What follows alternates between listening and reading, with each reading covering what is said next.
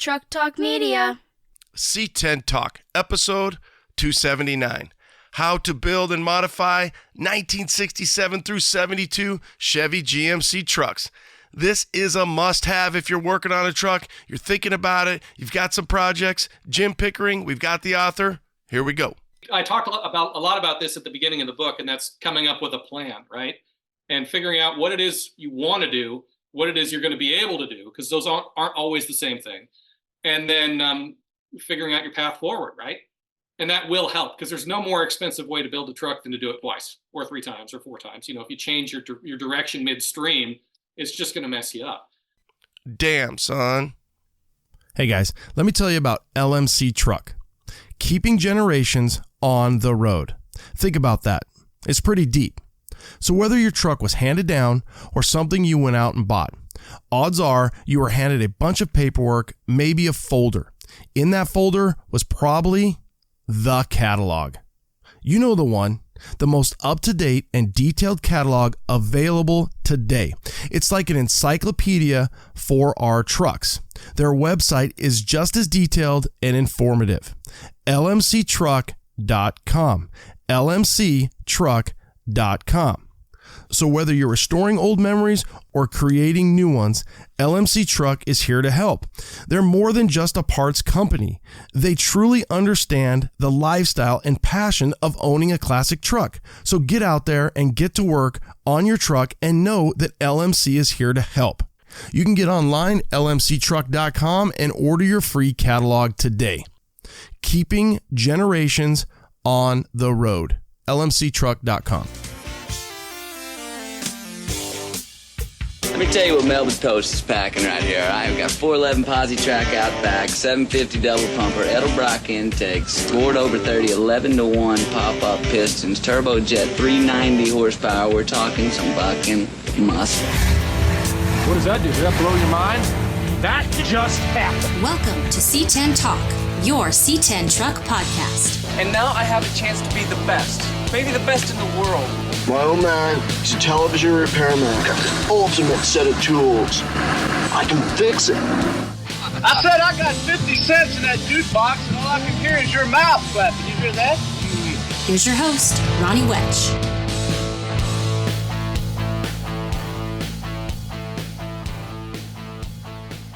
What is up? What is up, C10 Nation? I've got a list for you. I'm going to blow through it here so we can get you into the pod. Love talking to Jim. He did a great job on this book, How to Build and Modify 1967 through 72 Chevy and GMC trucks. Now, he's been a previous guest. He did the 73 to 87 book already. That was episode 203, jumping back a few years back, episode 203. So if you got a square body, 73 to 87, jump back to 203. Right now, 67 through 72, he did an amazing job on this. And I'll tell you what, if you're looking to build a truck, if you're thinking about it, you've got your truck, pick this thing up. It's somewhat of a Bible when you go through all the different processes. He did a really good job of cataloging that, and I hope you hear that in the podcast.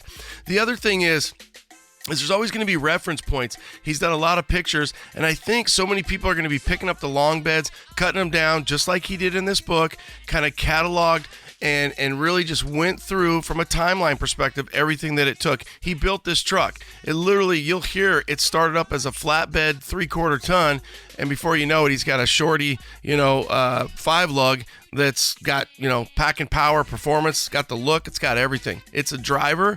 It's a beaut. So I think you're really going to enjoy this. I am trying to get, for $37, it's a no-brainer. I'm trying to get a little discount. C10 Talk, get $5 off, something like that. So at Amazon right now, it's like $37. But if you got Prime, obviously you're going to get free shipping. CarTech Books, same price, but you're probably going to pay a little bit of shipping on that. So trying to get him to get a code. He's working on that through his publisher. C10 Talk will be the code. As soon as he hears something, he's going to let me know. I'm going to see if he can apply that to the 73 to 87, because obviously a couple years back, and it's been a few years, some of you guys, new listeners, might have picked up a square body, whatever it is. You might want both books. You might want to add the 73 to 87. So C10 Talk's going to be the code. It's not active right now. I'm working on that. He's going to talk to the publisher. As soon as I hear, I will let you know. Again, I am recommending this. I got no skin in the game on that. This is just a good book for the community to have. Obviously, Jim's one of us, and he did a great job on this. So I'm really digging it. All right, what else has been going on? So as you could tell, we're really working on a lot more videos and really getting you guys the videos. There will be a video. So this full interview will be on our YouTube channel, Truck Talk Media. So you'll be able to jump over simultaneously if you prefer the YouTube option. I've been hearing a lot of, hey, we need more videos. We need more videos. So I'm hearing the feedback. Love it. And we're going to get these videos put out to you simultaneously to the interviews dropping. So when the pod drops, the interview video should drop as well right around that time. Had the chance to go up to Barrett and had a great time. Obviously, there's a lot of craziness with some of the different prices. The Barrett Cup was there, which is prior to the auction. About 50 or so people get invited. And of that 50, I'm telling you, I felt like there was like 8 or 9 Suburbans, Blazers, trucks, whatever it might be. So we did some really good videos and audio. So that'll drop next. I was going to have Mike Brooks drop. He'll get bumped. So 80, I think, will be the Barrett Jackson Cup interviews and videos that'll go out. The videos will go out individually, but then the pod will all be kind of put together, and then we'll get Big Mike Brooks the following week. So tons of content coming your way. Appreciate you checking out the YouTube. Obviously, we're doing our best on the social media. I just picked up a guy. His name is Colton Barclay. He is a stud. He's local here, having a great time with Colton. I did, this search. I said, hey, I'm looking to expand. I need some help. And I ended up choosing Colton. I changed a few things up from the pod network, but Colton's going to be my right-hand man, so I just want to give him a shout-out. He's been going up to the different, Barrett and whatever I need and helping me get this kind of going because obviously I can't do it all on my own. I also did a live overreaction, and this is something that I've been thinking about doing for a long time. I went live on C10 Talk. It's about 80 minutes. I know it seems like a lot, but it flew by. We had Hoagie jumped in and was leaving some comments. If you think about the C10, there's a 67 C10 that went for like $300,000. The builder, not the builder of the truck, but he's a builder and he knows the owner. He jumped in, talked a little bit about kind of defending the truck. Like, hey, it's a little bit of an older build, but this truck is pretty amazing. And he said he met the buyer as well. So it's just good to get that perspective. Mike and Sarah Losh, first time out at Barrett. They came out from Arkansas. They jumped in, get a little bit of a perspective, first timer, what they thought about the show, the cars, the auction, the events, and everything that goes around it. So check out that live. It is on C10 Talk. It is on the Instagram. If there was a way to, I didn't even check and see if that's pushed over to Facebook. So I'll have to check and see because I know some of you guys are Facebookers and not IGers. But nonetheless, it is a really good live episode. There was a ton of people joined in and a lot of, back and forth comments. Really good stuff. So check that out. All right. Tomorrow, February 1st, 6 o'clock, February 1st, 6 o'clock, Slowdown opens, registration opens. So they've moved it to a new facility. Last year was the first year. It's on the beach, on the golf course, an amazing venue. Tomorrow, February 1st, 6 p.m. Pacific time, they're going to open registration, and I don't think it's going to take long. So I just want to give you guys a shout out. The Slowdown open registration, February 1st, 6 o'clock. Set your watch, your Swatch watch, your iPhone, whatever it is, 6 o'clock, good to go solo. Speaking of shows, the reunion is sold out. Thank you. That is so awesome. We appreciate it. Right about a month. We opened on January 1st. We're sold out as of yesterday. I think I posted it. Sold out 600 trucks.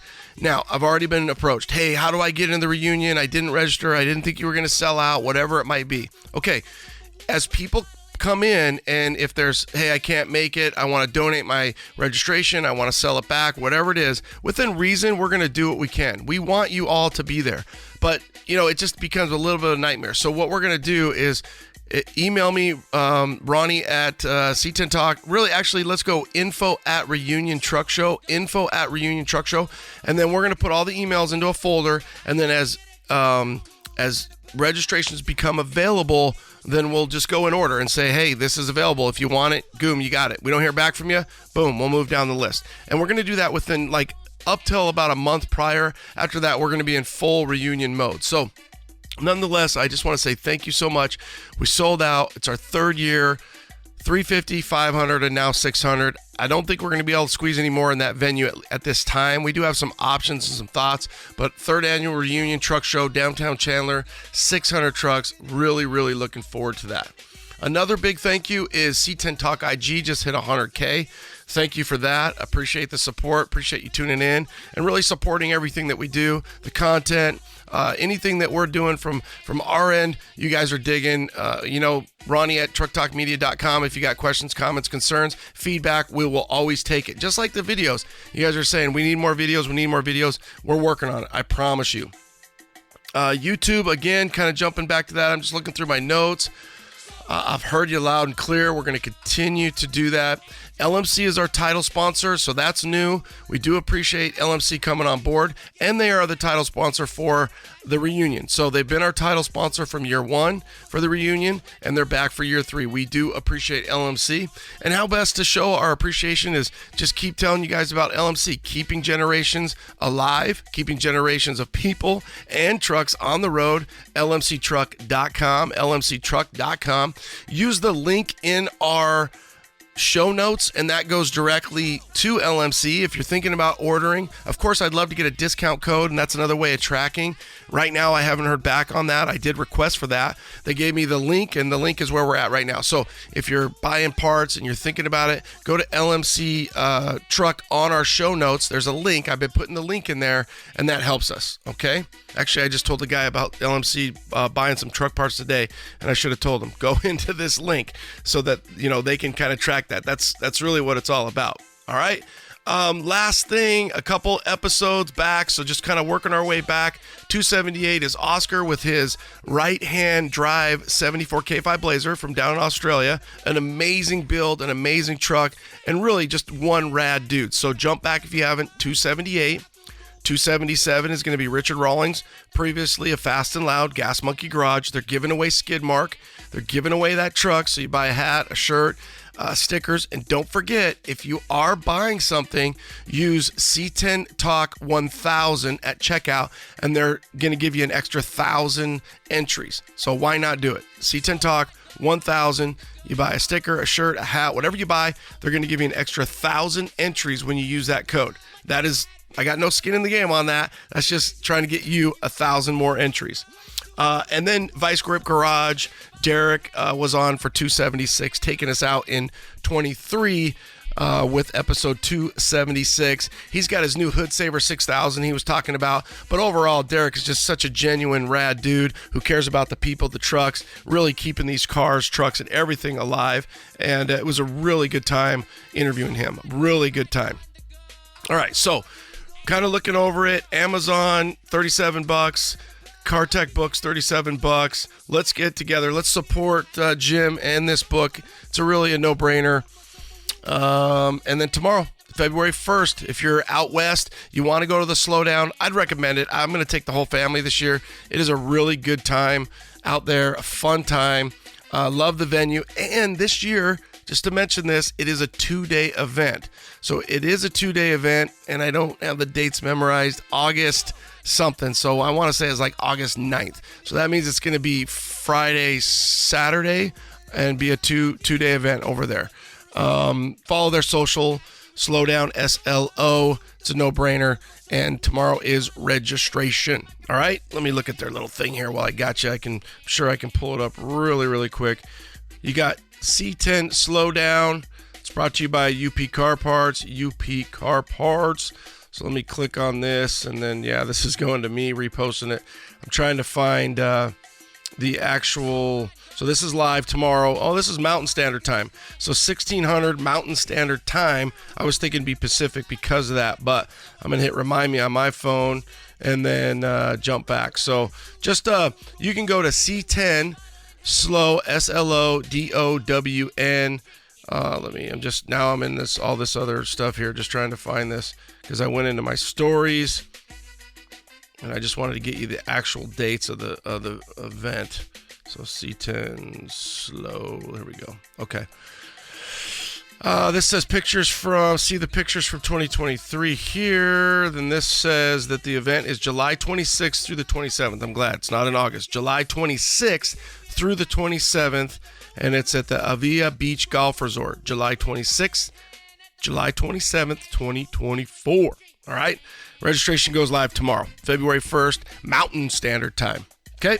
All right, let's get into the show with Jim Pickering, how to build and modify 1967 through 72. I told you there was a lot, and believe it or not, I felt like that was kind of fast. So thanks for listening. Thanks for tuning in. Thanks for the continued support. You'll have Bear Jackson Cup next, and then Big Mike Brooks out of New York, C10 Club New York. Really good pod, and we'll just keep kicking ass. All right, guys, thank you so much for your support. Thanks for tuning in. Have a great week. Late. What's up? What's up? Back behind the mic, no stranger to the pod. We've got Jim Pickering. Jim, dude, you're hustling and bustling all the time. You know, we had you on with the square body, how to build and modify.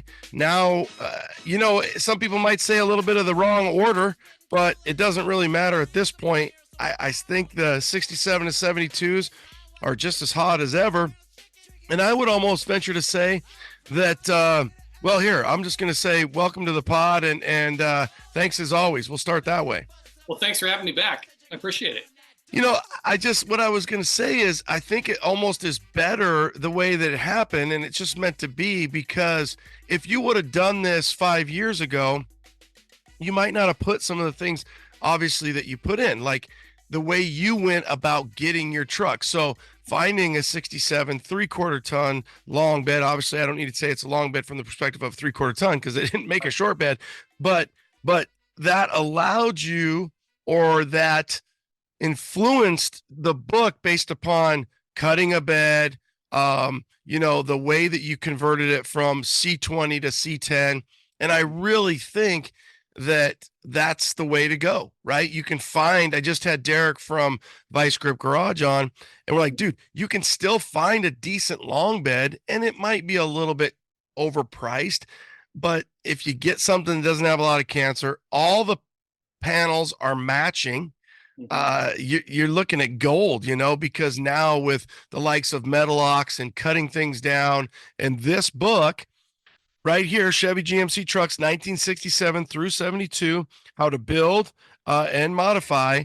This literally is a Bible of telling you exactly what you have to do. And for sure, 10 years ago, but probably 5 years ago, half of that stuff wouldn't be in there. So it worked out. Yeah. Yeah. Well, in all fairness, when I first talked with the people at CarTech, that's what they wanted me to do. They wanted me to do 67 to 72 initially. And I told them no, because at that point, this is 2018, I suppose it was, I didn't think I'd be able to find one. I just finished restoring a 72 K10, orange and white, super. I loved that truck. Yeah. But I'd already done all the work, and I didn't have the photos that I would need to do it, or to write the book. And so I said, no, guys, it's not going to work. But I've been watching the market because of the job I had at the time, watching the market for classic cars. I was watching the prices come up on the square bodies. And I thought, well, geez, why don't we just start with that? I mean, I can probably get one of those for a more reasonable price, which will allow me to have more budget to actually do the stuff to build it, right? So that's how that book came about. After the success of that book, they really wanted me to do another one. And I said, okay, well, maybe we can do 67 to 72, because by that point, I'd met some people, one guy in particular who has a wrecking yard up in the Tri-Cities up in Washington, who had a bunch of these trucks. And he wasn't asking big prices for them because there were a lot of them. And there's when you get out into that part of the country, there are a lot of them, because that's, you know, you got a lot of farmland out there, and you got a lot of people that were using these trucks, and the value isn't exactly the same proposition, especially for a 3/4 ton. And so I was able to go up there and take a look at the stuff he had, and I found this one. And like you said, it was a 3/4 ton flatbed. It was a factory flatbed. And, you know, it wasn't particularly expensive, but what I liked about it was mostly original paint. I mean, it didn't have a bed, right, because it was flatbed, but from the cab forward, everything was pretty much evenly worn. And I thought, okay, that's the look I'm going for, and we'll just start there. So that's how it worked out.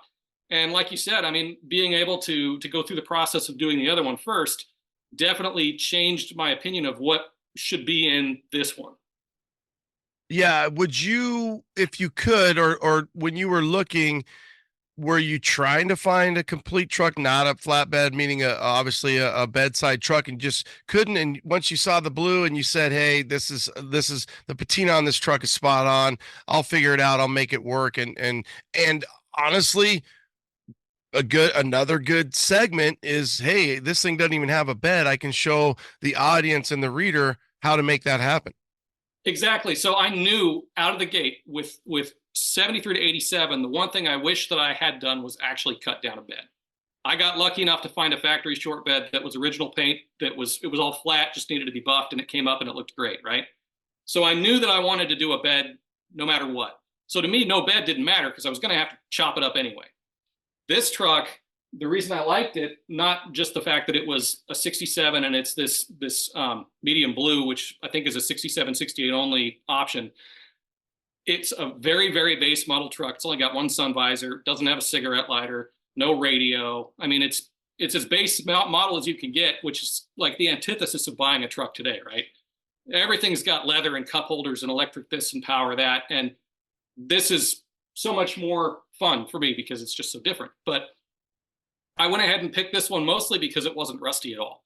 And things up in the Tri-Cities, it's like high desert up there, right? And so the stuff that's out there, it generally ages pretty well. And even up behind the windshield, this thing is nice and solid, which I know in Arizona, you guys probably see that fairly often, but up here in the Pacific Northwest, they tend to all rust in the same places. And in my book, there's pictures of some of the trucks that I went to look at that I just took my camera with me, and, trucks that came from the coast where the roof panel is separating from the windshield posts. I mean, some of those trucks were pretty rough.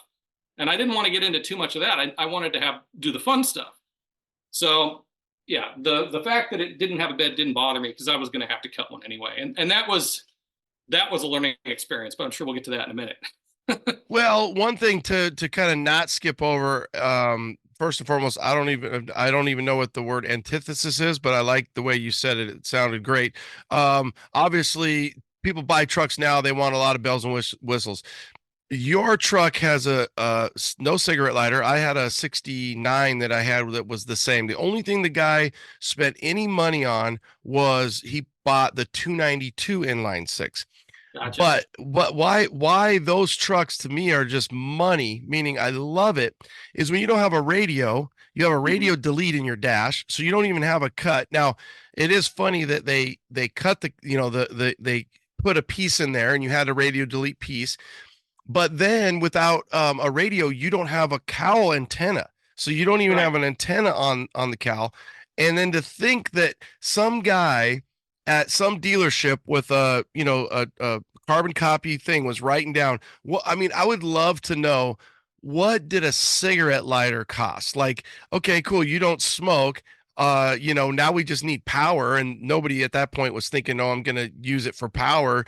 At least I don't think they did, but nonetheless, to think, I would think it would probably, I mean, granted, in 1967, that truck, 3/4 ton, might have been $2,400, $2,500 maybe. So to think, it just cracks me up that they couldn't just come up with that extra $2. Like $2 for that cigarette lighter is just gonna be, no, we're not getting that, so not having a radio, not having a cigarette lighter, which obviously you can add so easy, it is cool. Now, again, another thing that we're going to talk about that your truck didn't have, because it was such a low option truck, is no AC. So you don't have AC and you get the fun of going through that. So that truck literally is almost just a perfect truck for you to do the book on. And again, it just absolutely worked out.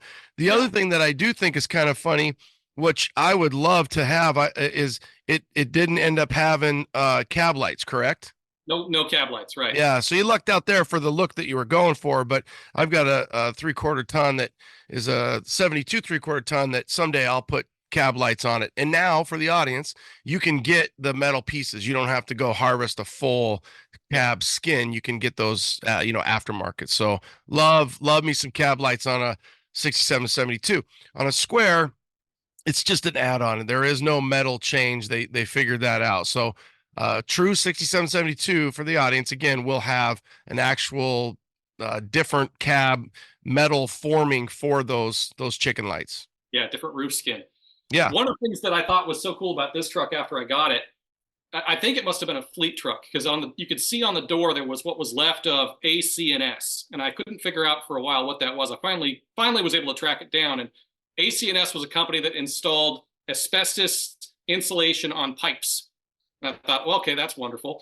And because of where the truck was in the Tri-Cities, the guy's yard was full of stuff that had been used on the Hanford Reservation. And I thought, oh, okay, this truck probably installed asbestos insulation on pipes out at Hanford.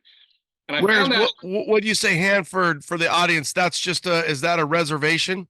It's where the United States made all their plutonium for the first nuclear weapons. And It is extremely dirty. It's it's taking years for them to clean it up, and I don't know if they're anywhere near cleaning it up. So, of course, first thing we did, we bring the thing home. I leave it at my dad's place, and he gets out the leaf blower and just cleans it out. Big old dust cloud, Asbestos, plutonium, dust cloud. Right. Yeah, nice. Yeah, nuclear asbestos. It's wonderful. Anyway, so yeah, finding out the history of this stuff is always fascinating. The things that you find in them, Did you Google that, the ACN, and you ended up kind of, and did you ever think like, hey, I should relogo this, or did you ever harvest anything? And was it on both doors? It's on both doors. Okay. But the doors you could just barely see it. I haven't messed with them at all. I just left it alone. The only reason I was able to find anything out about it at all is it was referenced in a couple of legal filings. The company's gone. I think it was bought. They changed the name, and who knows what happened after that. But yeah, so there you go. That's the history of this one anyway. Well, again, jumping, it's easy to interview you because all we have to do is just put the book right in front of my face. And for the audience, I've got one right here. Thank you, Jim. And, I do love that we know, the kind of the joke is that the next gen 73 to 87, you've done your book on it, is the square body, but it actually, the nickname from GM or the name was the rounded line. And they did all these wind tunnel tests, and people don't realize that they're actually more aerodynamic than the 67 to 72, which, which leads me to chapter 1 right here is the action line. And for the audience, you've maybe seen some posting, some different old, I guess, marketing stuff. There's a couple cool action line things, but it's funny to think that a 67 to 72 is the action line. And really, there really never was a nickname for this truck. Nothing ever stuck, I guess. Maybe they just called it the C10 or the Cheyenne, maybe the CST. But, when you think about Fords, for the audience who isn't listening to this because they want to hear about Ford stuff, but Ford has a nickname for pretty much every truck, which is Chev doesn't. They got square body, and that's the one and only that I can, kind of think of. They just don't have nicknames like Ford has a nickname for every damn era of truck. Yeah, it's interesting. Well, there's always the OBS, but everybody argues about what that really means. I'll tell you what that means if you ever really, really want to know. But the difference is for the OBS is that's both generations. That's actually Ford and Chevy. And in a real, I think my audience has probably heard it, but just think in 1997, the forums came out and the new trucks came out. And so everybody said, well, that's the old body style. Well, that's the new body style, because an 88 to 98 is not old by any means. I mean, it is now 30 years old, but it's not that old. So yeah, I digress. All right. So the action line, we started off, you give a little bit of the history, you kind of dive in. So for you guys out there that are thinking about buying a truck, it's perfect. And I've got a guy, I'm just going to call him Willie because that's his name. I talk about him on the pod for probably 10 years, and I'll tell you why. And this book, I'm going to tell him to buy his own, but he's going to buy this book. And I'll tell you, he forever is exactly the same age. He's 50 years old, and he bugs me all the time how he wants a 67 to 72. And he really kind of I would say he kind of wants more of a 69 to 72. Well, he just never would buy one, right? Too cheap, couldn't find the right deal, the same stuff that you're going through. And finally, about a month ago, he bought one because he just knows if he doesn't buy one, they're not going to get any cheaper. And he bought a long bed, and it's a half ton. And it's got a different motor. It was a big block that was put in at some point.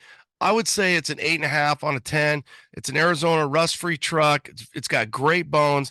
And this is exactly for you in the audience. You can still make it happen. You're probably going to have to do more work than you want, but by doing that work, you're going to have so much fun along the journey.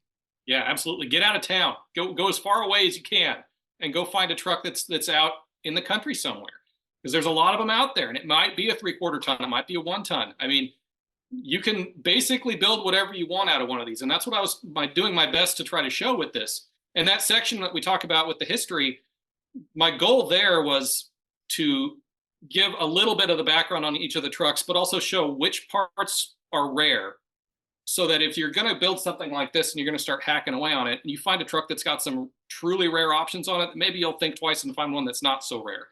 So when you look at that section, you'll see that there's stuff that I list out, some of the more rare options, just so that people know what's scarce, I guess. Yeah, and the cool thing is when you go through the history, he's got all the numbers. So you don't really think about the numbers being that great and until you look at it and you're like, wow, they made a lot of these trucks. Wow, they just made so many of these trucks.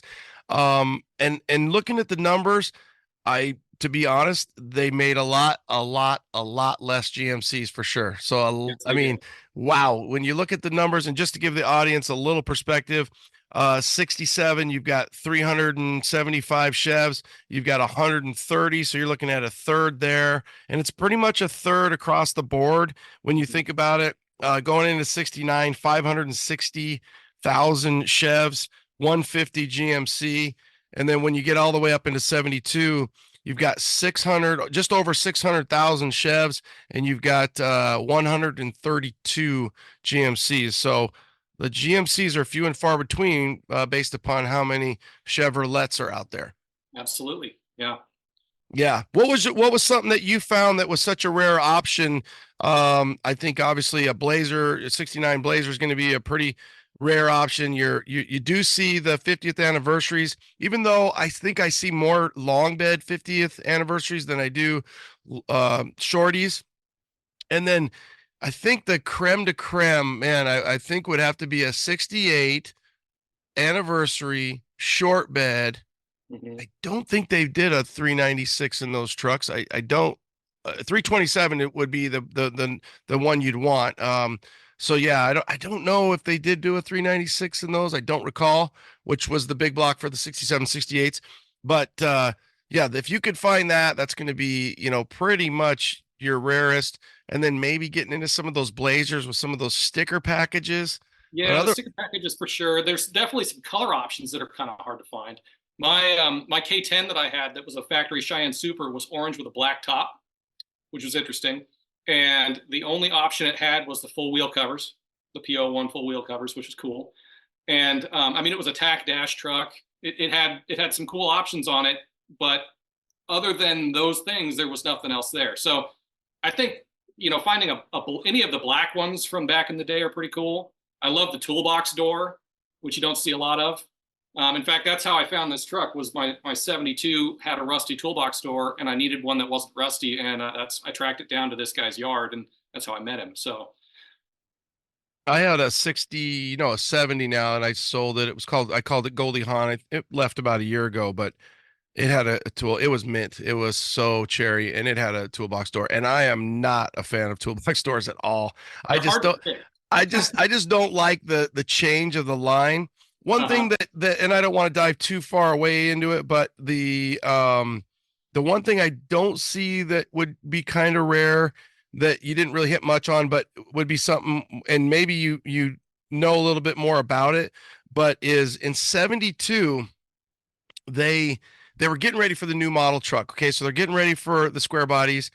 And if I'm right, which listening to Paul Hitch, who's now, I've interviewed him a few times, he's passed, and some of the forum stuff, they were really trying to have the new square body trucks ready for 72, and they didn't. So what they did is they ramp up, they do the 72, and they do the Cheyenne Super.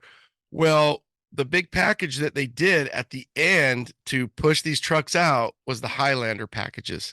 Right. Which is a cool, and for the audience, That means you're going to have all parchment. So your white, you're going to have a black dash pad, color matching metal dash, black carpet, parchment interior, which is going to be your white interior. And then you had 4 colorways that were available, which is a green, a orange, a blue, and a gray on the Highlander. So those are super cool. If you ever see a Highlander truck, an original Highlander truck, those are something that you don't see them that often. Yeah, and I wouldn't cut one up. Yeah, I would cut. I actually, a funny story. So I have a Highlander 72 Blazer, and it didn't say Highlander on the SPID. Well, my daughter wants to borrow it. She's like, can I drive it during my senior year or whatever? And I said, okay. She goes, can I take the seat covers off? She take the seat cover off. I got home. I about died. I bet. Yeah. I was completely like, are you shit-kidding me? I'm like, oh my God, this is a freaking Highlander. And then I dove in on the SPID, and sure enough, because I've seen trucks that said Highlander, and the Blazer did not say Highlander, but it did have the right SPID number, and it, corresponding's all matched. So, all right, so getting started into chapter 2. And I guess before we jump into that, would you say that this was easier of a book to write, or was it a little harder? It was harder, but it wasn't because of the truck. It was because of COVID and everything that happened with that. I mean, it was a longer process for me because parts supply was a more challenging thing, and it was for everybody. And, having my kids at home all the time made it a challenge. And so, yeah, I think, but it was in terms of the work done. Cutting the bed down was more of a challenge because I hadn't done one of those before. Cutting the frame was a challenge. I hadn't done that before. And those were the things that, you had to figure out the proper way to do it and to teach yourself how to do it before you teach everybody else how to do it. And that I wanted to come at it from that standpoint because the people that are going to be doing this project are just like me. They're going to be learning how to do this too. And if I can do it, they can do it, right? And that was the basis of a lot of it. But yeah, I think in terms of the truck itself, it was more of a challenge. Yeah. Well, and again, I think that almost goes back to what we talked about at the beginning was you were confident because you had already built your K10. You went through everything with the square body, and then you probably had some confidence, but I like that you challenged yourself to go outside of that, in that you're like, well, here, I'm going crazy on this. I mean, I'm going to take a flatbed. I'm going to make it a short bed. I'm going to, convert it from C20 to C10. And that's a big thing. People don't realize that it's really not that much to do to convert a C20 to a C10. I often laugh when somebody goes to tell me like, well, that's a C20 or a C30. And I'm like, oh my God, it's the same damn thing. It's really not that much different. It's literally Legos. It's all interchangeable. Right. Yeah, it was the most challenging part for me with figuring out what I was going to do, taking it from a C20 to a C10 was locating aftermarket parts that I could be sure would work. For example, the frame, everybody says the frame on a C20 is a little bit thicker than a C10, right? There's an awful lot of misinformation out there about that, or people just don't know the difference. And so, I called up the people at Ride Tech because their C-notch in the back slides over the frame. It's an actual C channel, which means if it's designed for a C10 and the frame on a C20 is thicker, is it going to fit? I didn't know. They couldn't tell me. They'd had customers that had done it before that said that they thought it was fine. But again, definitively, there just wasn't information out there that I could find that said, here is exactly what you need to know. Here is exactly what's different between this one and that one. And so that's kind of what I set out to do. I said, all right, well, if they don't know, if I can't figure this out, I'm just going to do it. We're going to see what happens. And it worked. Everything was fine. So it was stuff like that, I think, that was the most challenging right out of the gate, was just kind of figuring out the path forward and going for it. Classic Performance Products, CPP back. Joe, let's talk X10 spindles. Go. One of our most popular parts through the years has been our 2.5-inch drop modular spindles. Really popular part. Well, we've kind of taken that to the next step. We've emulated late model Corvette, Silverado, Chevy technology into our new X10 drop spindles. They use a steel hub, sealed bearing hub, really strong piece. It's oversized bearings. Definitely great for a guy using big brakes, big wheels, which I'm sure all your guys are. You need a new spindle anyways. You're going to lower your truck. You're running a bigger wheel, a bigger brake. CPP's got it for you with their new X10 spindle. Joe, as always, thank you. CPP, classicperform.com. It's classicperform.com. Sniper 2. Are you ready to switch out that old carb for a modern EFI system? Well, Holley has a solution for you. The all-new Sniper 2. This new system was redesigned from the ground up. Available in tumbled polished or black powder coat, and there's 3 available tuning interfaces. A classic 3.5 handheld, a 5-inch mountable, which includes a GPS speedo or a Bluetooth module so you can use your smartphone. Another big bonus is the Sniper 2 has a built-in transmission control module. So if you're looking to upgrade to a 4-speed overdrive, 4L60, 4L80, you now can with ease. Holley.com to get started today, Holley.com. It all started in the original owner's garage. From humble beginnings of a couple parts in a garage to a 2-building manufacturing facility making over 6,000 parts, Marquet has grown to be one of the country's premier truck parts manufacturers. They have made their original parts from the original trucks. All parts are manufactured in-house in Oklahoma City, USA. They offer quality parts built by Americans for old American-made trucks. So when you're looking for body moldings, bed strips, bed wood, and so much more, think Marquet. That's mar-k.com. So I think, and I had a 71 tow truck that was a C30, and the 30s are definitely bigger. 30s are different. Yeah. The one thing I would wonder on yours, I almost feel like because yours was just a 20 and it was a single rear wheel, that makes a huge difference, is that's going to be just a standard chassis. When you go to the 30, almost like with Yellowstone, my 73, they go from 8-inch to like 11-inch. Yeah, and they, very different. And they do that under the cab, and then they narrow it, and then it goes to 8, so on yours, I believe on a 67, it's almost like a heavy half, even though it's a C20. Right. It would be, it obviously in not to skip ahead, but it worked perfect because at the C notch, it's the same exact. And I don't think unless you looked at underneath your cab and measured it, I assume it's the same because I've had some different 3/4 tons, but for the most part, yeah, unless you're getting into that 1 ton where they really got bigger on the chassis, it's quite a bit bigger. And I know on the square bodies as well, like on Yellowstone, we had to make a C notch just because it was so big back there compared to a normal half ton. Well, what I found was that the 3/4 ton frames are in fact thicker. I took a caliper out to a wrecking yard to double check because I had mine. I knew what it was. But despite the fact that the steel was thicker, the measurements ended up working out just fine. Cool. So, there you go. Yeah. Nice. And, okay. So getting started, you got to find a truck. What I always tell people is I get once a week, somebody wants to buy a C10. Okay. I want to buy a C10. And I say, listen, you have to figure out what you want. Do I want an SUV? Do I want a Blazer? Do I want a Suburban? Do I want a 3/4 ton? Do I want a 4-wheel drive? Do I like this style? Do I want a square body? Do I want a slope nose square body? Do I want square headlights? Do I want round headlights? Once you figure out what you want, then we can narrow down what you're going to get. Like, and I love that you did the 67, 68 because that is such a beautiful style. And there's a lot of them out there that are still available in a bigger truck, and you can convert it and do exactly what you did and make it a little shorty. Yeah. There's definitely a lot of them out there. But again, I mean, you have to be able to know where to look and what to look for. And these trucks, as most of us already know, they all rust in the same places. And fixing that rust is really generally not that big of a deal, depending on how bad it really is. And what your skill level is. But again, I mean, your skill level can evolve with the truck, and it should evolve with the truck. There's really no reason why you can't learn how to do these things and just do them. Yeah, and I wish that we could take a little radar thing and go, okay, this is this much rust, this is this much cancer, this is going to cost you this much in rust repair if you did it yourself.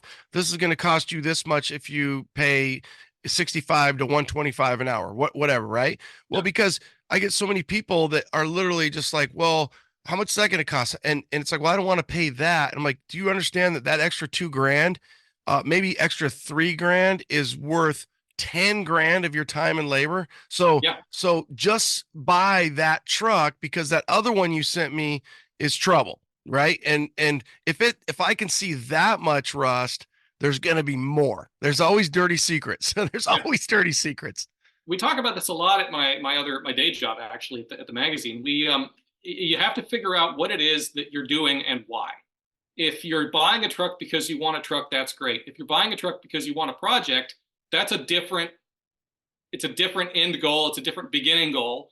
And so it comes down to where you're finding the value in your time and where you're going to get your most enjoyment out of the process.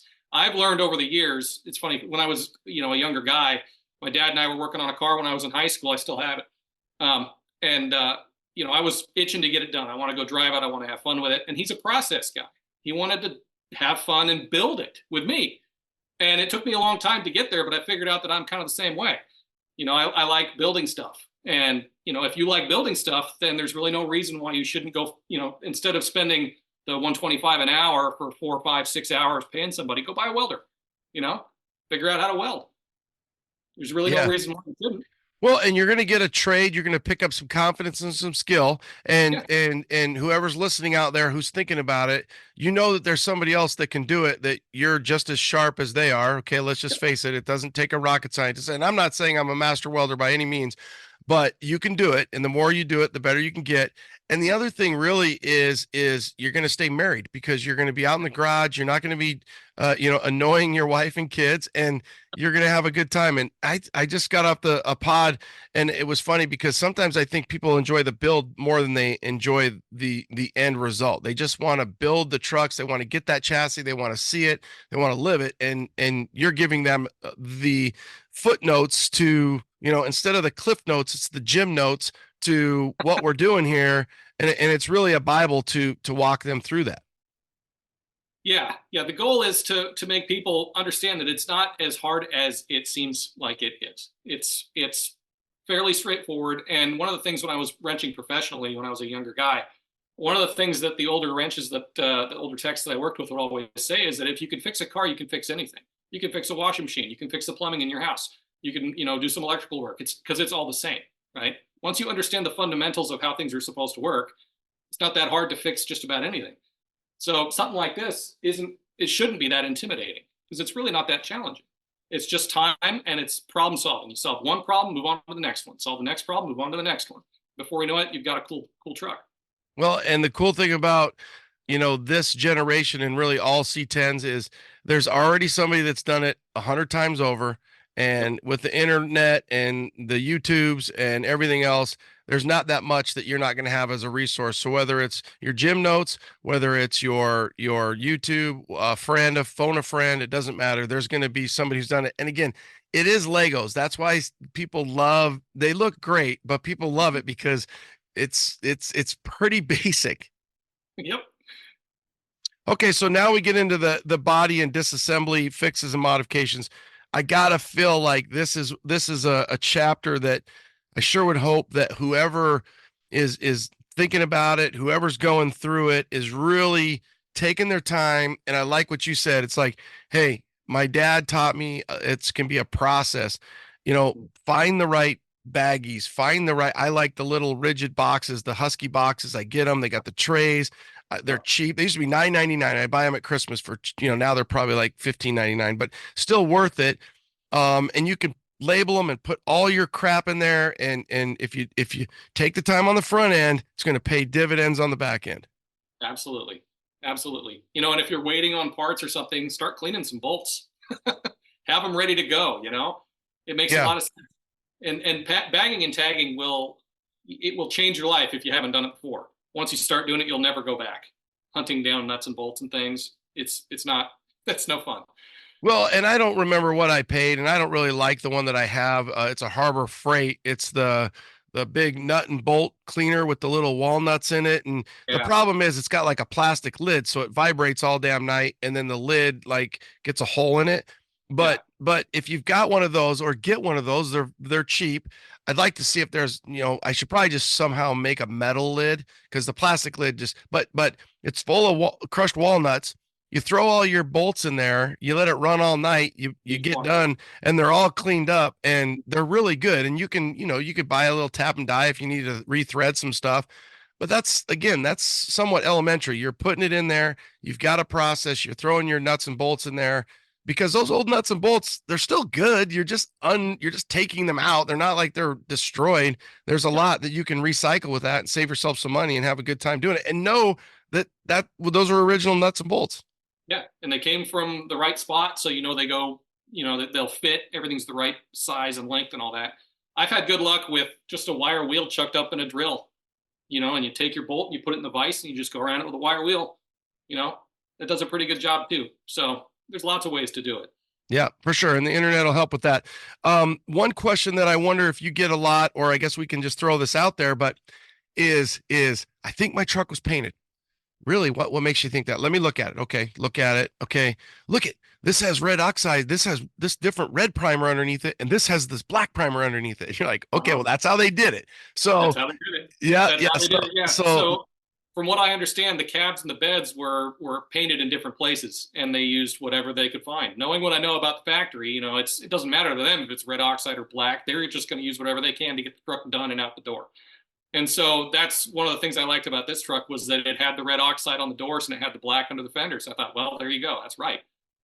And for the audience, the way I know it is exactly what he's saying, but it's pretty consistent. So your cab and your doors are going to have red oxide, and your front fenders and your rear is all going to be your black primer underneath it. So that's why you'll see what you see. If you see a red oxide, I would assume almost more ironically that was painted, because you won't. I don't remember ever seeing a non-painted truck that was red oxide in the front and or the back fenders to match. So that would be unique. But yeah, I'm sure you get that as well.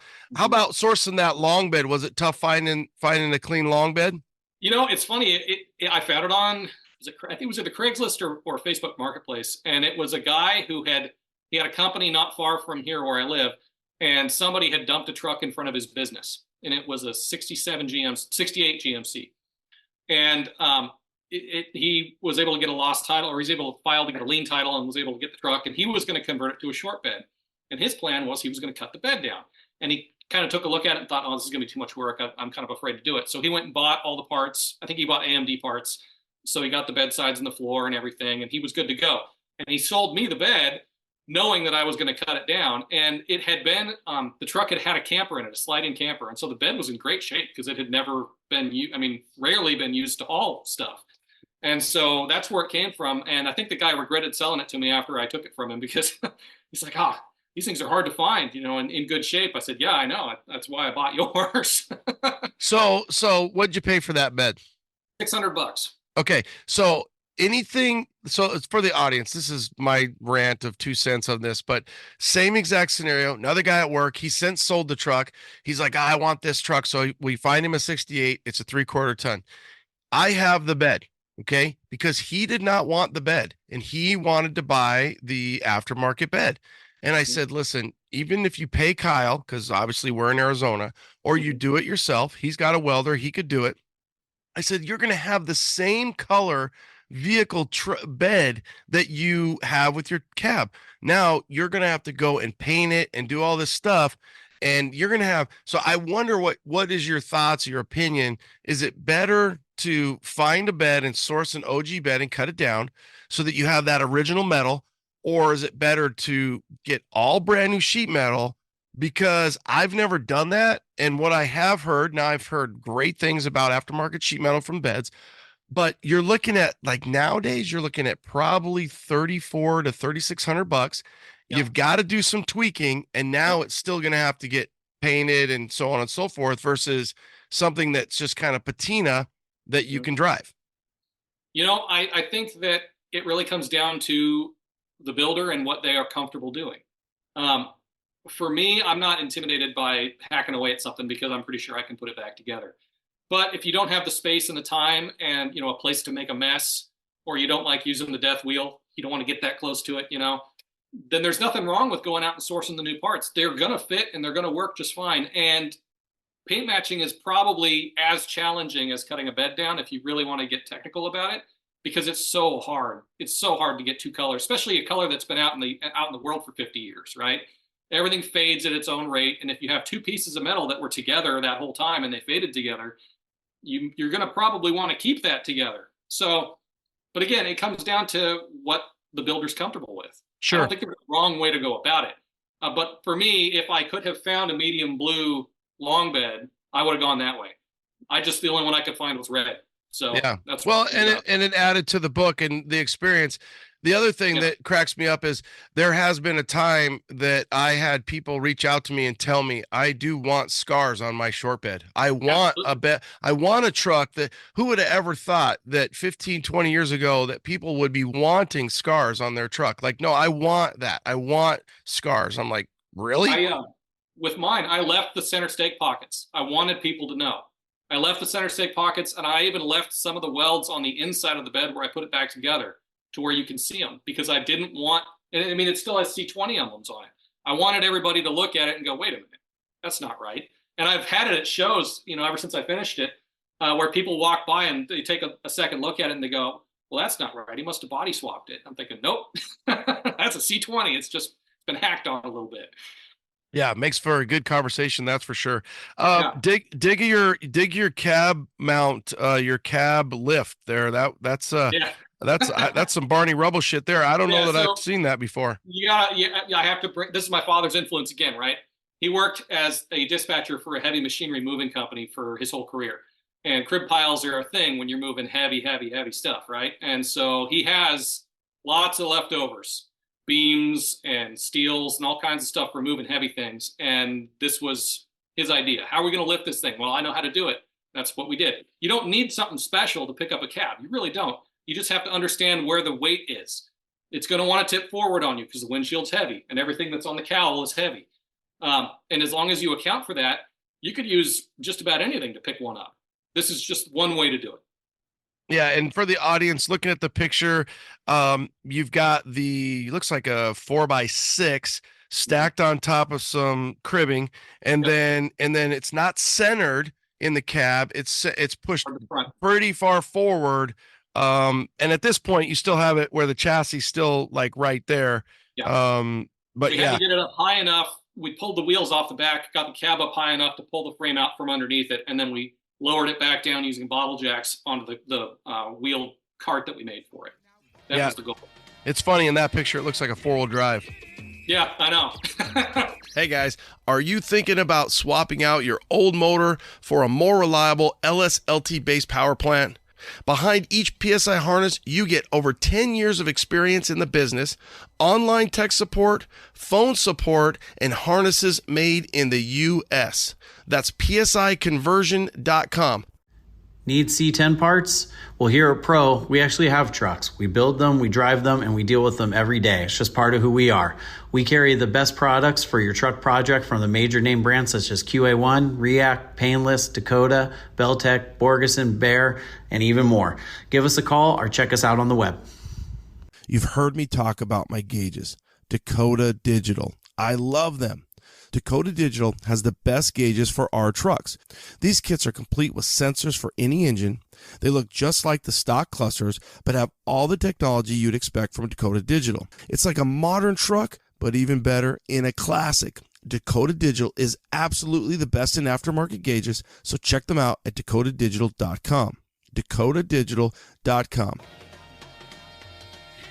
I literally have one owner. I'm the second owner, 72 Cheyenne, and it has just as much rust as your truck, and it's never left the state of Arizona. So rockers are going to be bad. They're just going to be bad. It's just a bad design. The water got down in there. And then obviously the other major, almost you can count on it, is going to be your right front fender, because the battery is just going to leak battery acid. So it looks like you had the experience both of those.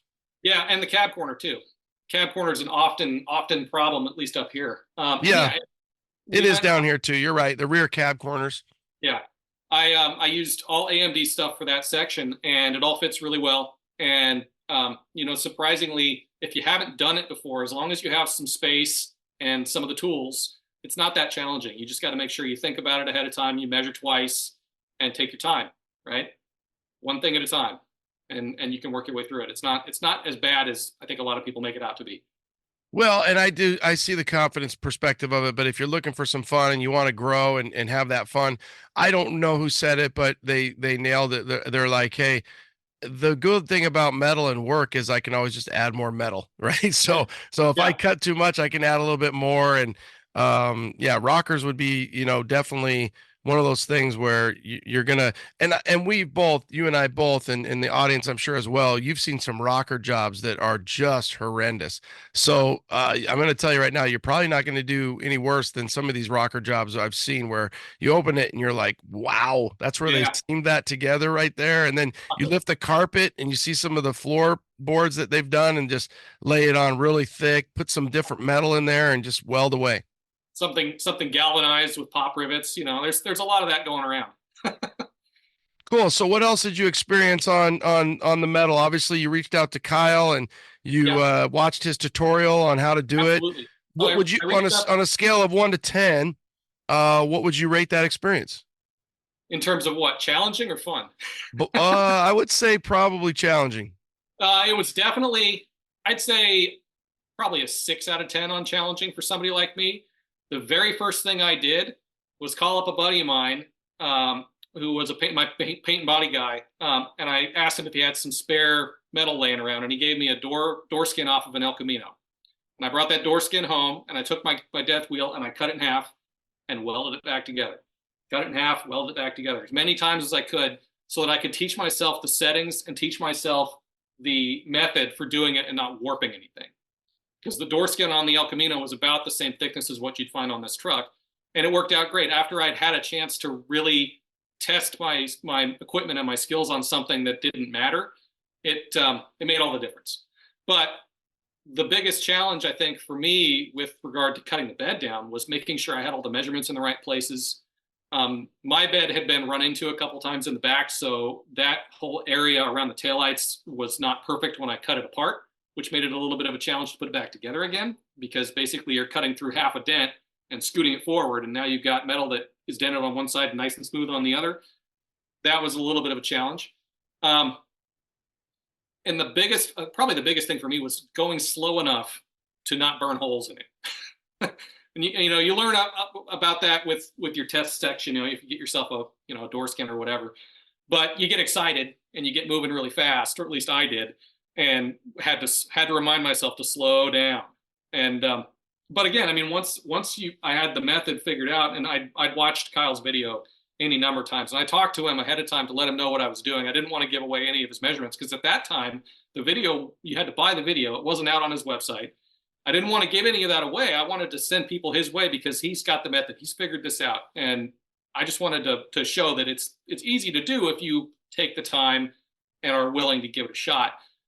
But yeah, I mean, it worked out fine. When I got done with it, they were both exactly the same length. I was amazed, but it all worked out just fine. So the bigger challenge, I think, of the whole thing was sorting out how I was going to do the bed floor, because there was no video out for the bed floor. I just had to take a look at it and figure it out. And I came up with a method that's in the book, that allows you to keep some of the way the floor is designed on these trucks. It's got kind of the corrugated section in the back, and as you come into the cab, or at least the front panel, it flattens out. And a lot of people just hack them off, slide it forward, and bolt it in, and then you've got this corrugated section that's underneath that front panel, that header panel. And I figured out that if you run your cutting wheel right along the cross member underneath, you could take 2 inches out. I think it was 2 inches. I can't remember now. Slide it back in, weld it up, and then you still have that factory seam, factory look. So stuff like that, you just got to slow down and think about it. But it works out just fine if you do that. Yeah, and that's what we did on Orange Slice, obviously a square body versus a 6772. But those beds, if you break down a long bed square body, they're literally meant to be cut down. It is hilarious. It's all the stamping is there, and you do cut I think it's 14 inches from the front, so you shrink it there so that you get that paneling to be right. And the other thing on a square body is they have the filler for your fuel. Since you've got saddle tanks, you've got the two little small humps, and you want those to be in the right places as well. So you're dealing with that a little bit. and then you keep a little extra on the back so that you can fold it over and kind of keep that look. But it does look like you did a great job. Do you remember, are you using a Miller-Matic? What are you using?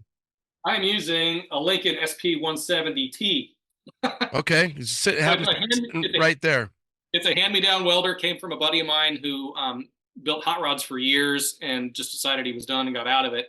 And I ended up with some of his equipment, and it's basically a MIG welder that runs on 220. Yeah, and, yeah.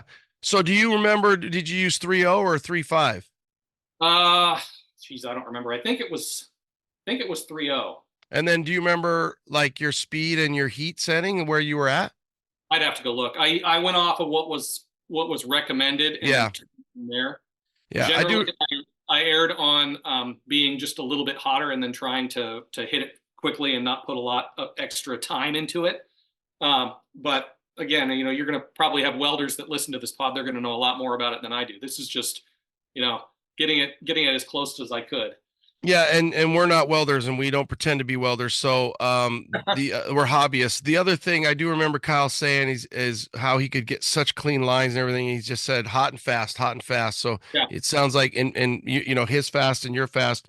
Okay, so then you cut it down, and this is another one and another kit that is really good. Now Kyle has a pretty good kit. Kyle and I actually kind of developed this when we were doing Orange Slice. And I do think it's a little pricey, not Kyle's shortening kit, but Brothers has and it walks you through it, very specific. So if you feel like you're more comfortable with that, Kyle's is more of what I would call a fish plate. So going back to the old days, the way that we would do it is we would cut it and then we would use a little fish plate, which is kind of a little triangulated plate to stiffen that up. And for the audience, another thing that's kind of known is, hell, after you get done shortening a long bed and fish plating it, you actually could end up cracking the other areas. You're not going to crack that area because you strengthen that area so much. Right. Yeah. And the Brothers, I don't know what that retails for. It is a very nice kit. It'll spoon feed you too, because it tells you exactly where to go. I want to say it's like $169. Maybe it's even more. I it's more. Yeah. Is it? Yeah. Well, I don't quote me, but I think it's almost twice that now. Okay. So yeah, it's a good kit. But depending on where you're at, Kyle's fish plate kit, which really you line up the holes, it gives you spots to weld it. You're good to go. A couple C clamps. I would say the difference is that you're going to do a little bit more of the research, which has already been done out there for you. Whereas the Brothers kit almost tells you like exactly because the way that it's built, it walks you through the whole thing. But you do have to keep in mind, especially with the 6772s, that if you're building a 3/4 ton, most of those kits are built for half ton and the cab mounts are in a different spot. So you've got to remember to move the cab mounts because it's where you cut it is in the rear cab mount area. Yeah. And another thing too, and I don't know if Kyle still has them, but he was doing cab mounts because of that. Another thing that we haven't really talked about was this truck was a rear leaf truck, a rear coil truck. Coils. Yeah. And that was the bigger challenge with this one. Comes with installing the coilovers in the ride tech kit, because the coilover or the trailing arms in a 3/4 ton have an awful lot of reinforcements in the frame that get in the way of doing a C-notch. And so I had to take all that stuff out, which is not an easy process. That stuff is not designed to come out. So there's an awful lot of work that goes into drilling out the old rivets and pounding them through and getting them out of there. I mean, I suppose if you had a plasma or something, it would go a lot easier. I didn't. But that is definitely a task.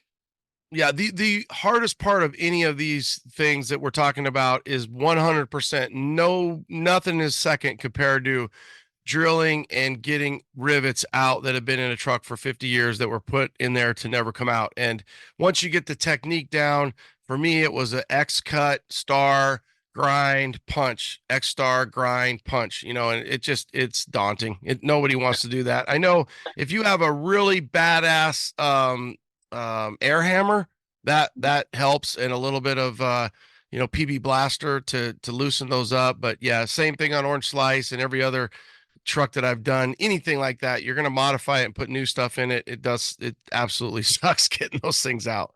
Yeah, my best method for that was drilling a pilot hole through the center of the rivet and then hitting it with an air chisel on the side. I didn't bother with cutting a groove in them or anything like that, and it worked out fine. But again, driving the shank of the rivet back through the hole again especially when you're trying to eliminate a reinforcing plate that's inside the frame, because when you smack it, the plate just moves and then comes back. So you almost have to put a clamp or something on it to keep it from moving. That'd probably help. But well, and for the audience, don't let the trailing arm versus leaf spring stop you. They're all going to be fine. The only thing that would change really is you're going to take it all out is your rear axle. You'll cut your spring perches off because you're probably going to convert it to coil anyway. So, but if you upgrade to a Ride Tech, a QA1, a React, the different companies that are out there now, the CPP, so many companies have come up with a very, very just high ingenuity coilover style kit that will reinforce everything. Yeah. So your rear end on this truck, is this your truck? Is this small back window? It is small back window, yeah, because it's 67. You have the big 14. That's a boat anchor on there for sure. Oh, the HO52, the E. Yeah. Those things are just those things are garbage. Yeah, it was not worth me keep. Well, I didn't want it anyway. I wanted a 12 volt. Yeah. That's a funny story. I found from the same place I got the truck. I knew I needed a 12 volt. So I asked the guy, it's got this great big wrecking yard. It's very cool. It's the kind of wrecking yard you don't see anymore. You walk in this place and it's 3 cars stacked high, so close together you can barely walk through them. And all the stuff that's in there, it's like A-bodies, so GTOs and Chevelles, things like that. There's Blazers in there. There's short bed trucks in there. There's Corvettes in there. The reason it's all there is because it's so packed in, you can't get any of it out. Which is fascinating, right? Anyway, so I asked him, I said, I needed a 12 volt. He says, I got one. And I go over and look at it, and it's been sitting with the cover off of it on the ground in the dirt, with filled full of water for who knows how many years. And so I bought that from him when I bought the truck and was able to take it over and get it dipped so that it was not rusty anymore. It was basically white metal when I started with it. And I had to do some repair to it. One of the perches had wallowed out a little bit. So I had to fill them up, weld them up, and re-drill the holes and all that. But when I was setting up the axle with the last book, the 7387 book, I had worked with a guy that I knew who was a long time axle gear setup guy, right? He was the guru for GM, for Toyota, for all axle setups. And he walked me through the process. He was nice enough to let me come to his shop, show me what his methods were after having done it for years, and let me take pictures for my book, right? And that was wonderful, but he's since moved away. He wasn't around and I couldn't get in touch with him. And so it was interesting. I had to make a decision. All right, well, I'm just going to build my own 12 volt. We did it in the last book. I should be able to do it this time on my own. And it was funny. I was trying to Google something. I don't remember what it was. I was looking for, I think it was some kind of a spec for backlash or something. And what came up was my own book. Oh, wow. Yeah, I'd never had that happen before. It was interesting. So I was able to set up my own axle basically just by walking through the process, same as everything else. It's much of an art as it is a science to set up an axle. And but I went and bought my own press to do it and all the right tools and everything, and it worked out just fine. But again, it's not that challenging if you just take your time and follow the instructions, right? It's not that challenging. Well, and I want to throw this out. So I don't think that it would be a problem if you're going full gym and you're going to do everything that you did. But in 71 on these trucks, they went to disc brakes up front. So 71 and 72, the rear axle is 1.5 inches wider. So sometimes guys want the narrower axle so they can do a little more tubbing, if you will, offset of their wheel. And so that I wondered if you figured out what year you had and did it really matter, because you were converting to disc brakes anyway. So it probably all worked out, but that's a big deal if you're getting into that stuff and you're like, well, do I want the narrower one or do I want the, again, it's 3/4 inch on each side, because 71, 72, when they went to the disc brakes, they pushed out that by going to disc, they pushed everything out 3/4 of an inch front, left and right. So that's why they matched the rear. I think it was late 70 that they swapped them over. This one ended up being the wider of the two. And it didn't really matter to me because you can buy the axles for either one that's 5-on-5. And I knew I needed it to be 5-on-5. So I was just going to buy whatever axles I needed to make it work. So for me, it didn't matter. But yeah, you do have to keep that in mind when you're going to build one of these things, especially if you're sourcing the rear axles, to get the one that's the right length for what you're trying to do. And honestly, that might be one of the biggest things. Like everything else is going to be, and you're going to make small mistakes, but that's okay. It's not going to be anything that's dire. And the thing about that is how wide is my axle, and what is my offset going to be on my wheel, and what kind of wheel, and what am I looking for, and am I going to tub it, and so on and so forth. So I'm sure we'll talk a little bit about that. And there's a thing in there in the book about sort of a junkyard spotter's tip on how you tell if it's the narrow or the wide without axles in it, and it's in the book. I think there was a measurement that you take from the mounting perch out to the face of the drum, and I don't remember. And I don't either, but the forum, that used to be all over the forum, because that was something when I did a conversion on a 3/4 ton or a 69 or something like that. I can't remember, on one of my trucks that I built. You've got a square body in here for stock sway bars. And is that at your junkyard that you're talking about? So that was a U-Pull-It not far from my house, and I just happened to be there looking for something else, and I saw it. And I thought, well, there's one right now. I'll take a picture of it. No, you need to go back and see what's going on with that truck, because that truck's like an Indy truck. I know. That's why I was so interested in it. Well, did you see if it had the 76 inner door panels? It didn't have any door panels on it, and the next time I went back, it was gone. They'd crushed it. Oh wow, yeah, that's I mean, if they didn't have, so they have a little 76 tab that's on those door panels. That's super cool. So that's cool. Too bad that got crushed. There's even some good. I love white bumpers. So damn it. Yeah. Okay. So now you get into deciding all your front, your coils, what you're doing. Did you struggle with deciding how far to take it apart, and then paint and powder and really get into those control arms, or where were you at with all that? I knew that it all had to come apart. I mean, this truck was basically 2 frame rails on jack stands in my garage. I took it all the way down. So I wasn't too concerned about something like that stopping me, really. I mean, I knew I had to take it over and get the frame media blasted and all that kind of stuff. So yeah, it was not any kind of a worry for me to tear it all the way down.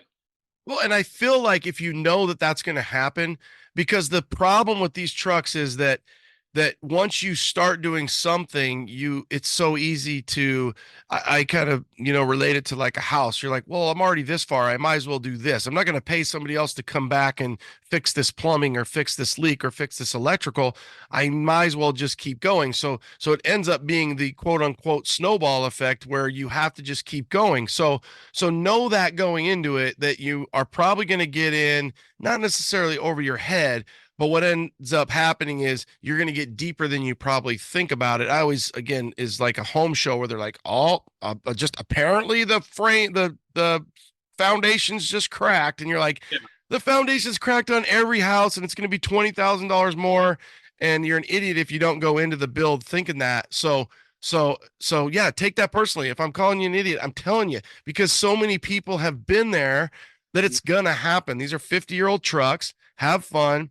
And the other thing really kind of probably comes down to just real estate, right? I used to say, hell, if you have a 20 by 20 garage, you're going to utilize anybody who does that it's insane, because you really just need real estate to take all the freaking parts, so that you can have the elbow room to get in there and do what you need to be doing. So you're going to have to stack those somewhere. So mama's car's coming out, or the side of the yard is going to be utilized with cabs and fenders and hoods and everything else, so that you can move around. Yeah, the last thing you want to do is knock over a fender, especially if it's an original paint fender, and damage it, right? You'd hate yourself if that happened. Since the 1960s, US Mags has held the title for the longest running custom wheel tradition. Experience the wheels that made history and set the trends for American truck culture for decades to come. From cast wheels to full custom 1- and 2-piece forged wheels, US Mags keeps you and your truck in mind with every new design and model. Our cast wheel series are designed specifically for Chevy trucks and are stocked and ready to ship, giving you the wheels you need when you need them with perfect fitment. Set your ride apart with our custom forged wheels, available in just about any finish and fitment desired.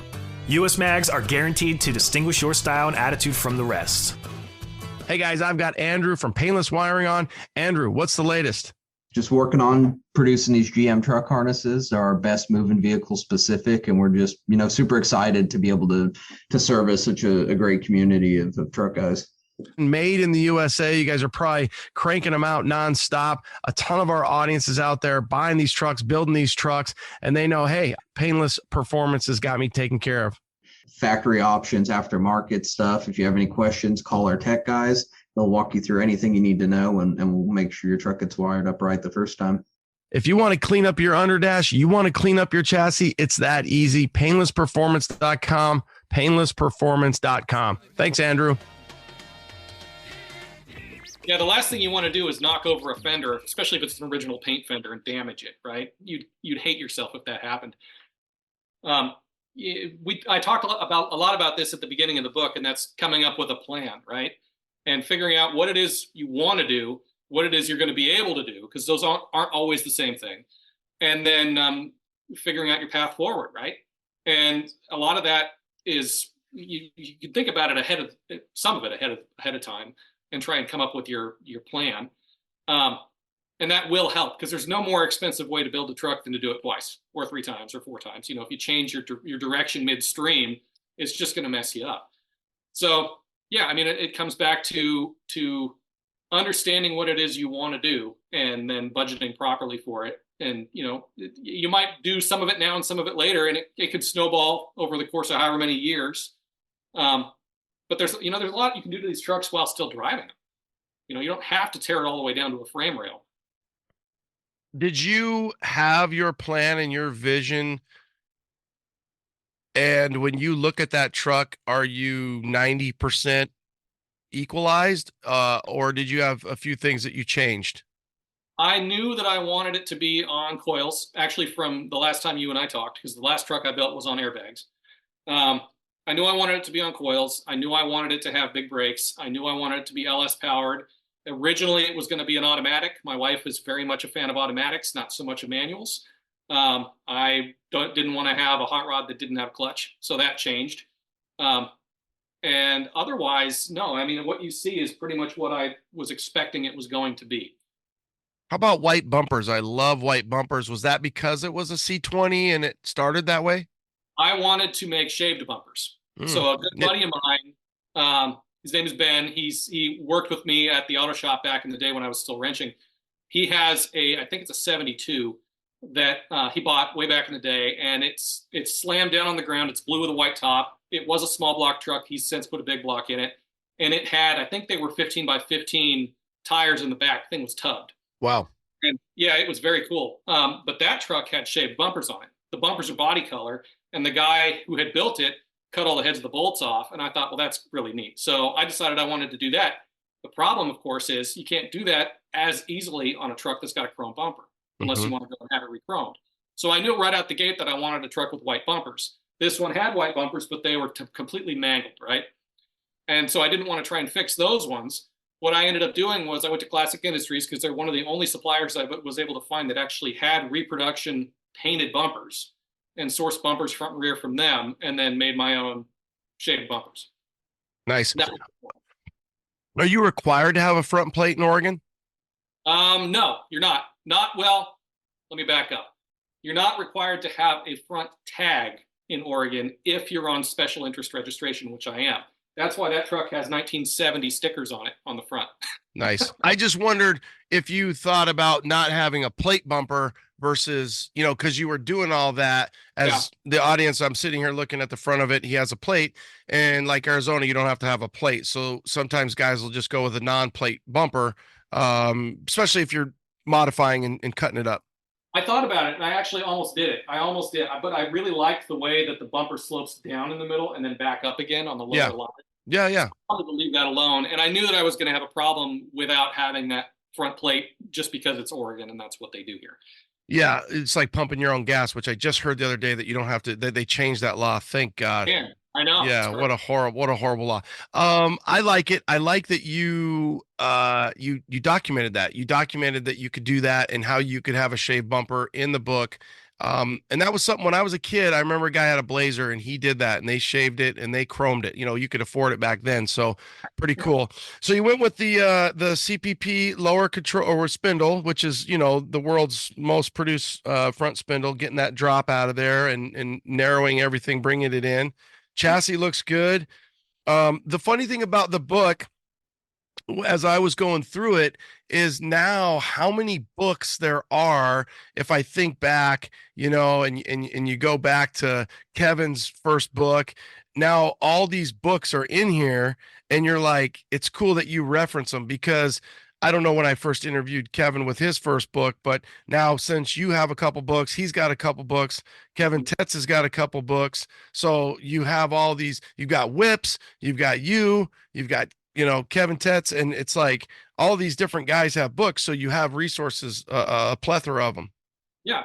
Yeah. And I want to try and promote their work as much as I can, because they've got, skill sets that I don't have. And I want to make sure that if somebody who's building something like this has the best information they can get. So you did your coil over.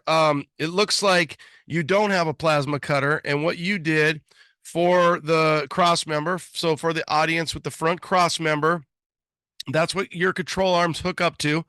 And you've got to cut a hole in the top of it so that it can accept that coil. You chose, or because of what you had at your resources, was to use the death wheel and just very slowly work your way and make that. Did you end up cleaning that up a little bit? You have a little, yeah, I assumed you did. I just don't see the picture. Here's the challenge with this book. I had probably 50 more pages of content that I had. You had to cut it down? I had to cut it down. So that section had an awful lot more in terms of steps. And one of those ones was getting in there and cleaning it up. But that was one of the ones that I knew I could get rid of, because there was other stuff that was more important. But yeah, what I found for me was scoring it with the death wheel and then pie cutting it all the way around. I think I used a Sawzall for that. And I took a pair of vice grips, start working it, and they just pop right off. Yeah, and you've got the little waffling there to give you the marks. The cool thing about it, and it sucks that you did end up having to cut some of that out, but is that you have, and I've done Ride Tech, I'm a fan of what they do, but you have better instructions probably than they do. I don't know about that. Oh, it looks pretty good. Obviously, we're spoiled with your color, your step-by-step process, or for my Canadian friends, my process. Yeah, no, it looks really good. I'm not saying they have really bad directions. I know some companies, there was a suspension company that I used back 15 years ago. You got nothing. And I'm just like, what am I supposed to do here? And yeah, you got to kind of figure it out. Thank God for the forum, because you could just jump back and forth on the forum. Right. Another thing that you did, and for the audience, once you get into this chassis stuff and you're starting to cut these rivets, with the new tubular rear trailing arm for your coilover setup, but depending on how much you're going to hot rod it and race it, you can get a frame stiffener now. You can really strengthen that middle frame if you're running a stock style frame. Absolutely. And I think if I could go back and do it again, I would add a frame stiffener, simply for the fact that it doubles up over the section where you cut the frame. If you shortened a bed, or if you shortened a body, or shortened the chassis, getting a frame stiffener in there will also help to bring all of that together and make it even stiffer, so that you have even less of a worry about whether or not everything's going to be as good as it was from the factory.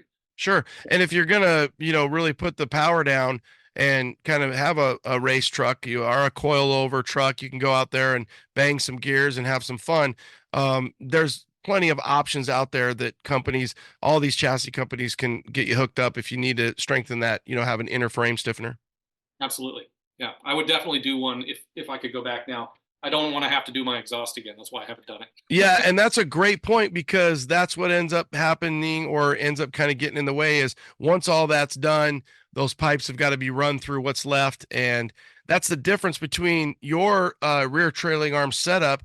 And then the old days, what we would do is we would cut a circle out of the factory rear trailing arm cross member, cut our little 2.5-inch, 3-inch holes, put our piece of pipe in there, and then guys would run their exhaust through there. So that was a little bit different. Whereas yours is now a tubular setup, and gives you that option to run your exhaust right through there. Way more room. Yeah, I can't say enough nice stuff about Ride Tech and their setup. It works really well. And I mean, even if you've got a 3/4 ton frame, it bolts right up. The thing about their C-notch that's really cool too is, and you had your bed off, so it worked out, but that C-notch is made so you don't have to lift your bed off. You actually can slide it in and then notch it. The only difference is, why I would say if you're at this point, you might as well just take the bed off. I know that could even be intimidating for people, but get some buddies to help you, is that then you can utilize the top space to stiffen it up too. It doesn't require it, but you might as well. Yeah, absolutely. Okay, so any challenges with your suspension? No, the suspension goes together quite easy, and the thing rides wonderfully. I mean, it's night and day from what it would have been originally. I mean, obviously it's a 3/4 ton truck, but even the coil spring rear trucks have a pretty nice ride from the factory. This thing is night and day from that. Yeah, and for the audience, what I would sell you on is, if you don't want to put a coil rear end, which is going to be a trailing arm conversion for rear end, is just upgrading to the Ride Tech shocks. Those will make a big difference. So he's absolutely right. That was the big thing where Ford had their independent I-beam set up, and then Chev had their rear trailing arm set up, which kind of a car setup. They do ride phenomenal, but if you want them to ride even better and maybe a little stiffer, especially because you've got the bed, which can be empty, and you can, adjust those rear shocks. So they're not cheap. They used to be about $175 a piece. I bet they're probably now about $220. Fox took them over, but they do make it ride a hell of a lot nicer. Absolutely. Yeah. Okay. So brakes and steering, I mean, that's pretty much, I'll let you have the open forum on that. I mean, you're going to upgrade no matter what, because your truck was drum on drum. My truck was drum brakes, and it needed everything. All the lines were bad. The master was bad. I mean, I started with basically a cab and a frame. So the Bear system, which I used, the 6-piston front and rear, is fantastic setup, works really well, bolts right up. So in terms of installation, it's really straightforward. And I couldn't be more pleased with how it turned out. Now, as for steering, that was more of a challenge because I had to decide what I wanted to do. And I think a lot of people have the same problem. There's a lot of companies out there that are making rack and pinion conversions for these trucks, which are great, but they also have some drawbacks in terms of sometimes they're a little bit challenging to mount. You have to figure out how you're going to run your steering shaft, what's going to be in the way, your exhaust may be in the way. So there's things to think about. And for me, I wanted to use a factory style steering box. And this truck's a 67 frame, meaning it's not set up for a power steering box at all. It would have had Ram style power steering if it had had power steering back in the day. And so I had to modify the frame. And that's another section that I had to shorten up a little bit.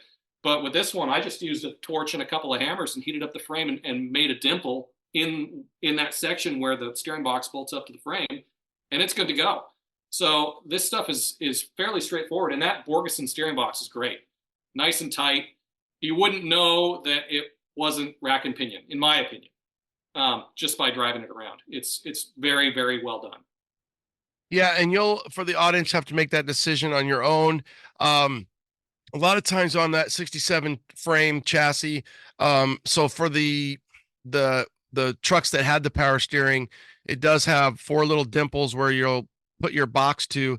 You can, with a flat flush frame, I think they also have some spacers that you can mount there to give you that little bit. But I'm sure it's probably, I know who just came out with a new steering box. I just saw, Detroit Speed.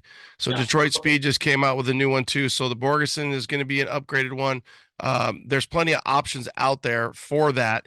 And then obviously, like you said, the Mustang 2, which is going to be your rack and pinion, there's options there too. The other thing though, you stress about that is having it, where's it going to hang? Do I want it up high? Am I going to notch my chassis so that my control arms or my rack and pinion can reach my control arms, my end links? So that's the other option there. One thing that I really like that you went into, and I wish I was better at this, and this just comes down to my patience and me just doing it, but is you really got into your brake lines. I like that you did that. Yeah, it's necessary. I mean, and again, making brake lines It's not the most fun thing in the world. It's one of those things where you have to measure and measure and measure and make sure you get it right before you start bending stuff and cutting stuff. But if you have the right tools, it's kind of, I won't call it fun, but it's definitely not nearly as painful. And for me, I've got, I'm using the Eastwood flare tool, the one that mounts up in the vise and you pull the handle. And that's top of the line. I mean, it really, really works well. You can get a perfect flare every time. I use that to make all my fuel lines, all my brake lines, some of my power steering lines. I couldn't say enough about how nice that system is in terms of being usable and making sure you get repeatable, nice flares every time. Did you have a few that you had to redo? Nope. Wow. Never had to redo it. Yeah. Wow. Yeah. So you become a master at that. The other thing about that is I wonder what you use to kind of clamp them. Did you figure out a real nice clamp? That's always the thing, right? You've got these lines and you're looking at different diameter, and then it's always like, what's the latest and greatest system to clamp brake lines, fuel lines, and secure those to, said frame rail? Yeah, so the ones on the brake lines are stainless steel clamps that are basically just a stainless steel collar that goes around them and bolts to the frame. And the ones that I used for my fuel lines are similar, but they have a rubber isolator as part of them to keep the fuel line from vibrating. Yeah, yeah. So you went through, you how's it stopped now? How are you? Are you just loving it? Yeah, if you breathe on it too hard, it'll send you through the windshield.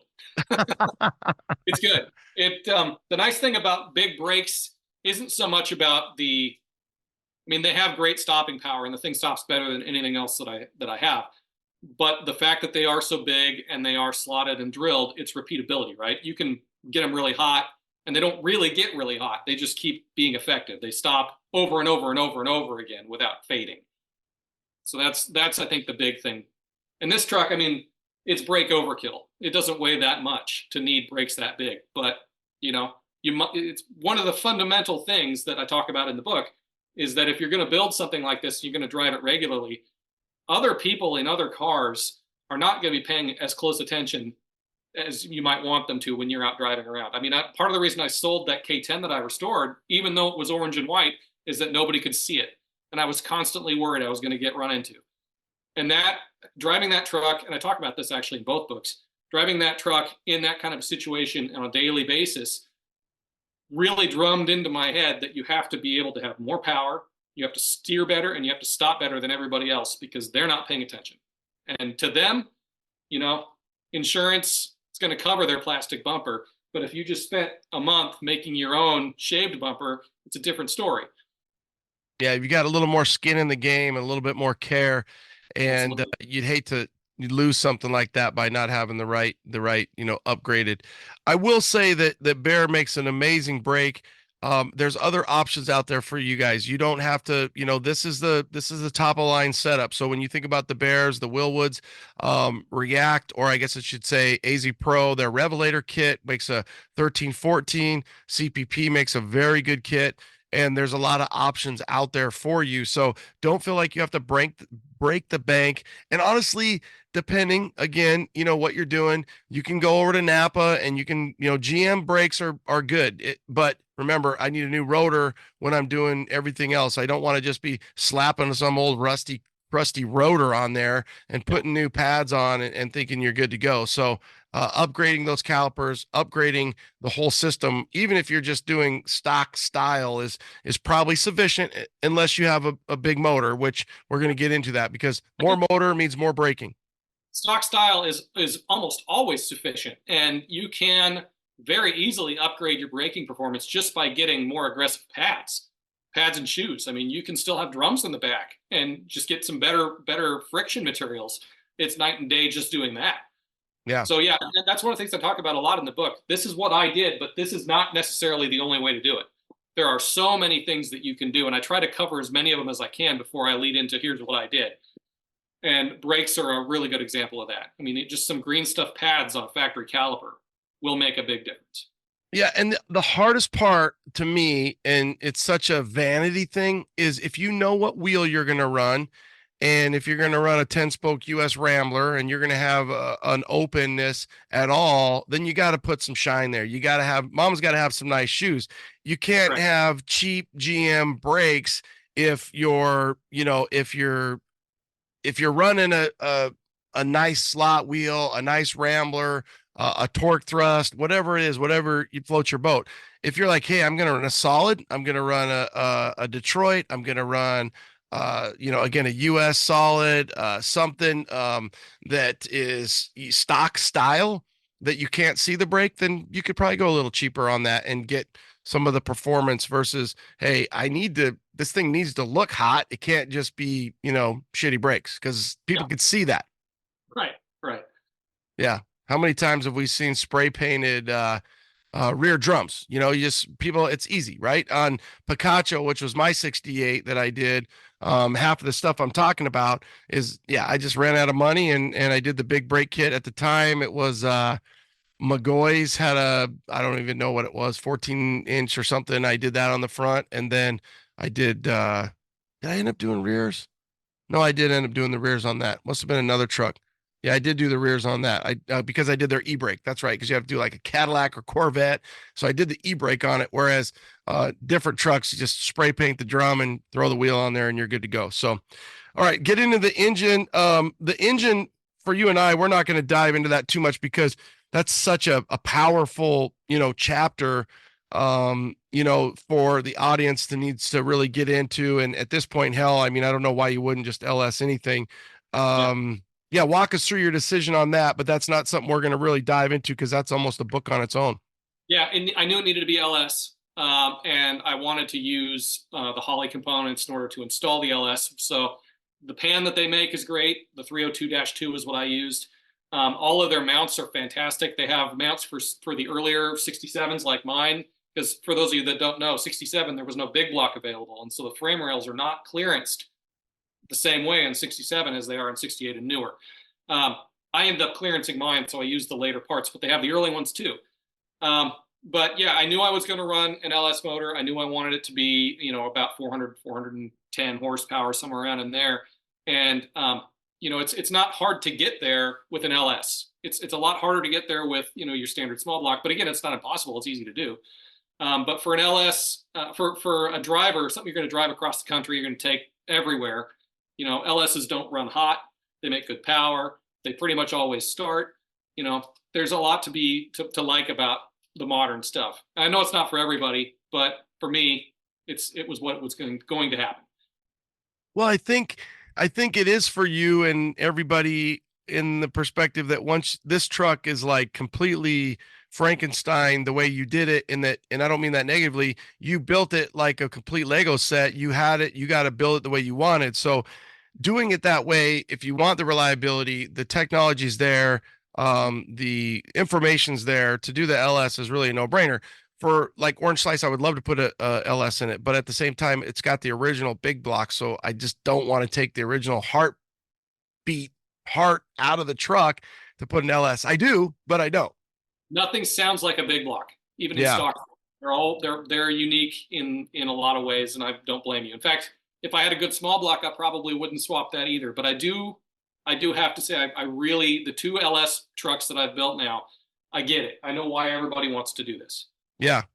And you put a different cam in yours, right? I have not opened this one up. No, this is the crate motor. I got it from GM. It's the LS 364 450. And it's basically an LQ9 with LS3 heads and an LS6 cam in it from the factory. Comes without anything else. There's no intake on it, none of that stuff. So I put the Holley high ram on it. I put large stainless headers on it to get it to really breathe as best as I could.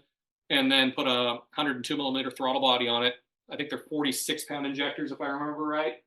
And I just wanted a motor that would make the best use of the LS3 heads as possible, flow as much as it could, and just see what happened with it. You did the H pipe, which is huge. So just like you said, you've got the right injectors. Well, now we got to get rid of all that heat. So you put the H pipe in there, and that probably sounds just gnarly. It's noisy. It sounds good though. What muffler? Those are Summit Racing. I don't remember what they're called. They're 2-chamber they're basically just 2-chamber mufflers from Summit. I wonder if they're kind of like a Flowmaster or how they sound.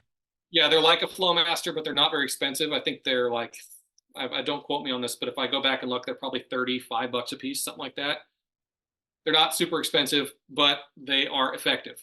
And they basically, like I said, they sound like a Flowmaster 2-chamber. And you did a limited slip on this too, right? Yes, it did. It's got or a posi. Summit Racing posi, yeah. So it was their in-house branded traction unit, and I put 373s in it and set it all up here in my home shop. Yeah, that's the key for that rear end, having that posi. No more one wheel peel. And then you decided to go with stick, right? So going manual, no more automatic. Was that a challenge at all? Not really. I mean, the TKX kit, I got it from Silver Sport Transmissions, and they have very detailed instructions and a very nice setup for these trucks when it comes to all the hydraulics to make it all work. The pedal assembly. I mean, it comes with everything. It comes with a pedal assembly, cross member, everything you would need. I mean, it even comes with the fluid to set the whole thing up and make it function. I did convert this truck from a low hump floor to a high hump floor, and I only did that because I wanted to have access. It's so much easier to be able to take the hump off and get in there and see what you're doing. You can get to all the back of the bolts on the back of the engine from inside the cab if you want to, which is nice. So that, after having done it, it's not necessary for a TKX. Those transmissions are just not that big. But for access sake, I think it's worth doing. I would have thought that it would have. I know. So in Yellowstone, put a 4L80 in it, and it's not a high hump, and it's touching practically. And then my son has a 66, and he has a TR660, and I believe we're going to put the high hump in there. I believe we're going to have to. So I like what you're saying. Hey, I just want to have accessibility. The only thing is, I like that, but that I don't want to pull the carpet either. So I don't know. Yeah, I don't blame you on that one. Yeah. So for the audience, just know that the 2-wheel drives have a low hump, 4-wheel drives have a high hump. You can cut out the low hump, and then aftermarket, they pretty much all availability now for a high hump 4-wheel drive, because you'd have to have the transfer case and clearance, and that gives you that availability. Yeah, and the TKX is not a large transmission. It was designed from Tremec to be used in aftermarket applications, particularly for cars that have tight transmission tunnels that would have had Muncies from new. So it's really it would have fit without it, but like I said, having that access is really nice. Well, and you're already there, so there you go. So you could, yeah. And it was another thing I could show people how to do. So, what about your clutch? The clutch was another one that came with the kit. I didn't have to specify anything special. It was part of the unit, and I believe they use McLeod clutches these days. And I don't know if that's what's in it or not. I think that's what they were using at the time. And you upgraded your old pedal. You got rid of all that. So what's funny is the truck had the clutch pedal in it already because it was a 3 on the tree. And with the Silver Sport kit, it just comes with a new pedal assembly and the new bushings that pedal rides on. And the pedal's already drilled in the proper place to work with their hydraulics that go through the firewall. So for me, it was just a no-brainer to swap it over because I didn't have to drill a hole in the other one. So I just did. Well, the old setup is kind of ornery looking. It's old, and so you were able to kind of modify that. But and then the other thing, right, is where to put your H pipe. Is it clear? And you got your transmission. And from the pictures, it does look pretty small compared to like a big old huge 4L80 or something. Well, the last one I did was the Super Magnum 6-speed that I had in the other truck, and that one required me to kind of hack the floor up a little bit and make it fit. And I thought, well, with the truck geared the way that I was going to gear it, I didn't necessarily need that 6th gear for what I was going to do with it. So I went with the 5-speed. And again, I mean, the TKX is a great transmission. It's really slick shifting. It can take a lot of power. It feels like the Super Magnum 6-speed, like a T56 in the way that it shifts, because it has the same shift forks. So internally, it's pretty similar. It can hold a lot of power. I think it's something like 700 horsepower. It's a pretty stout unit. Interior turned out awesome. Looks really clean. You kind of kept that old school style. You went with a nice blue carpet, and then you added AC, some vintage air. So we talked about that the last time too. With regard to the trucks, and it kind of goes back to the very original thought on this whole book was, the people like these trucks because they feel like old trucks, and everybody's got memories of these old trucks, and everybody kind of has that rose-colored rear view of what it was like to own one of these things way back in the day. And to me, I wanted to keep the factory bench seat because it feels right in these trucks. I wanted to keep the factory gauges, same thing. They just kind of feel right to me. And so with regard to the interior, I went with as much stock stuff as I could. It all came from Classic Industries. It's all super high quality stuff, and it all just fit. So yeah, I mean, there's a lot you can do with an interior of one of these trucks, but you start to get away from what makes them feel the way they feel in some ways, I feel like.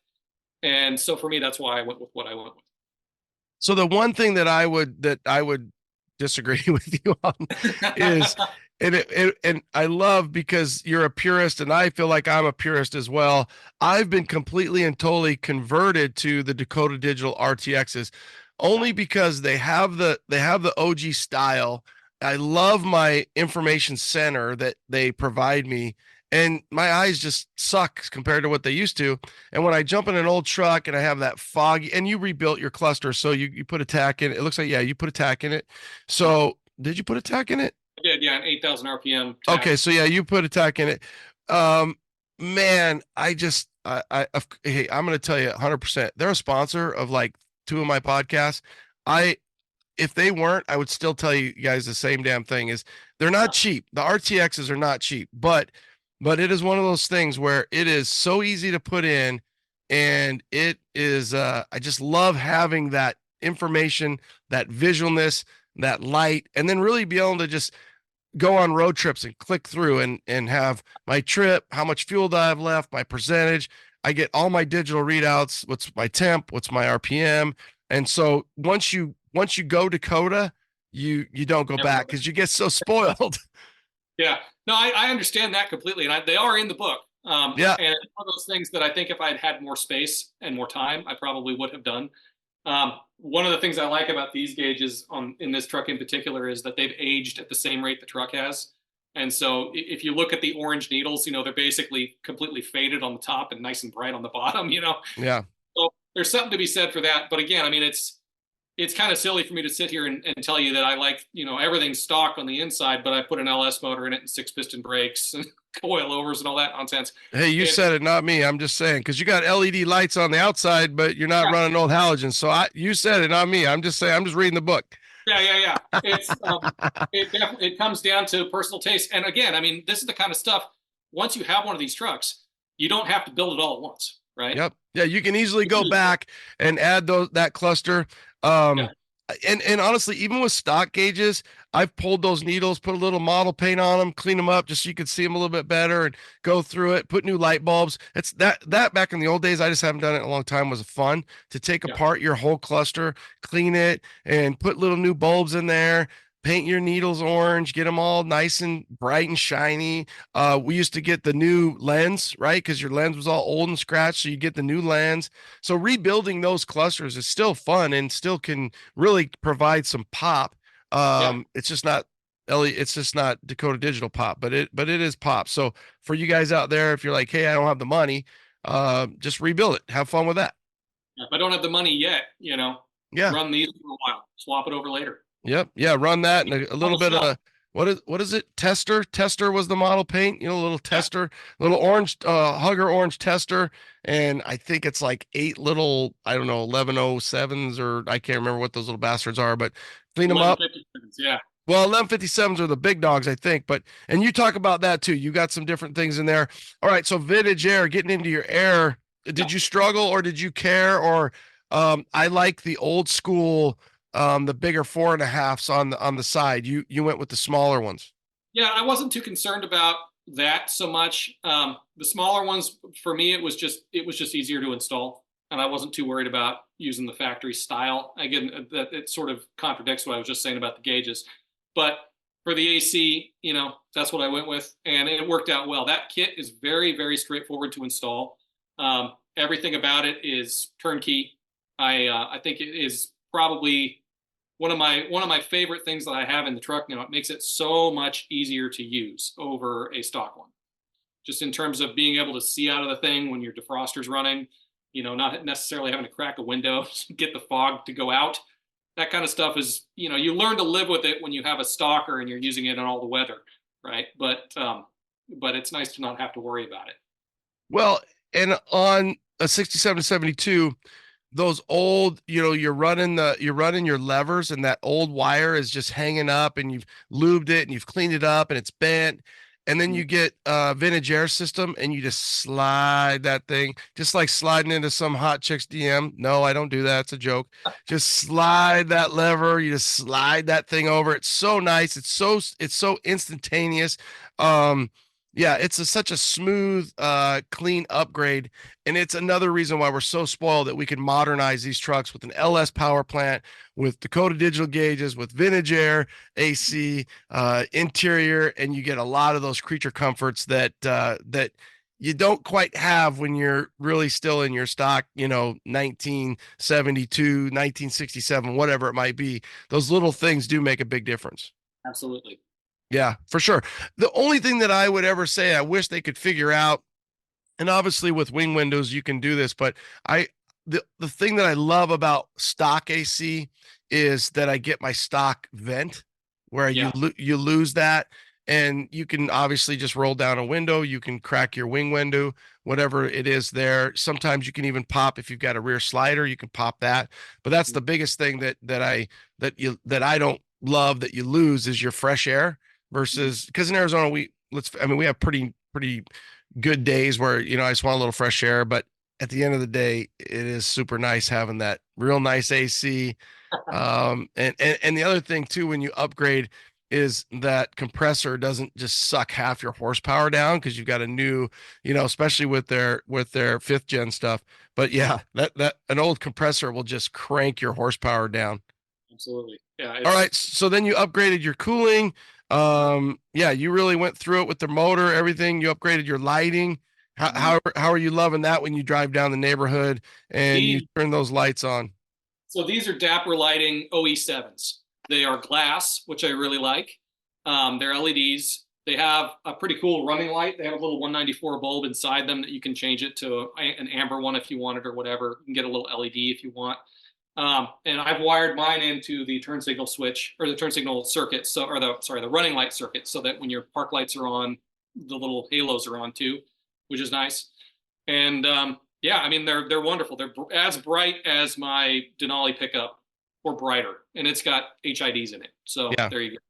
And the thing I like about LEDs versus using a more standard halogen with a relay is that you don't have to use a relay. These things don't draw that much power. So I completely rewired this truck with American Auto Wire's kit, which is a fantastic kit. If you're looking for something, that's the one to go with. I love that kit. And was able to not have to do a whole lot to make the headlights work. You just plug them in and go. It's fantastic.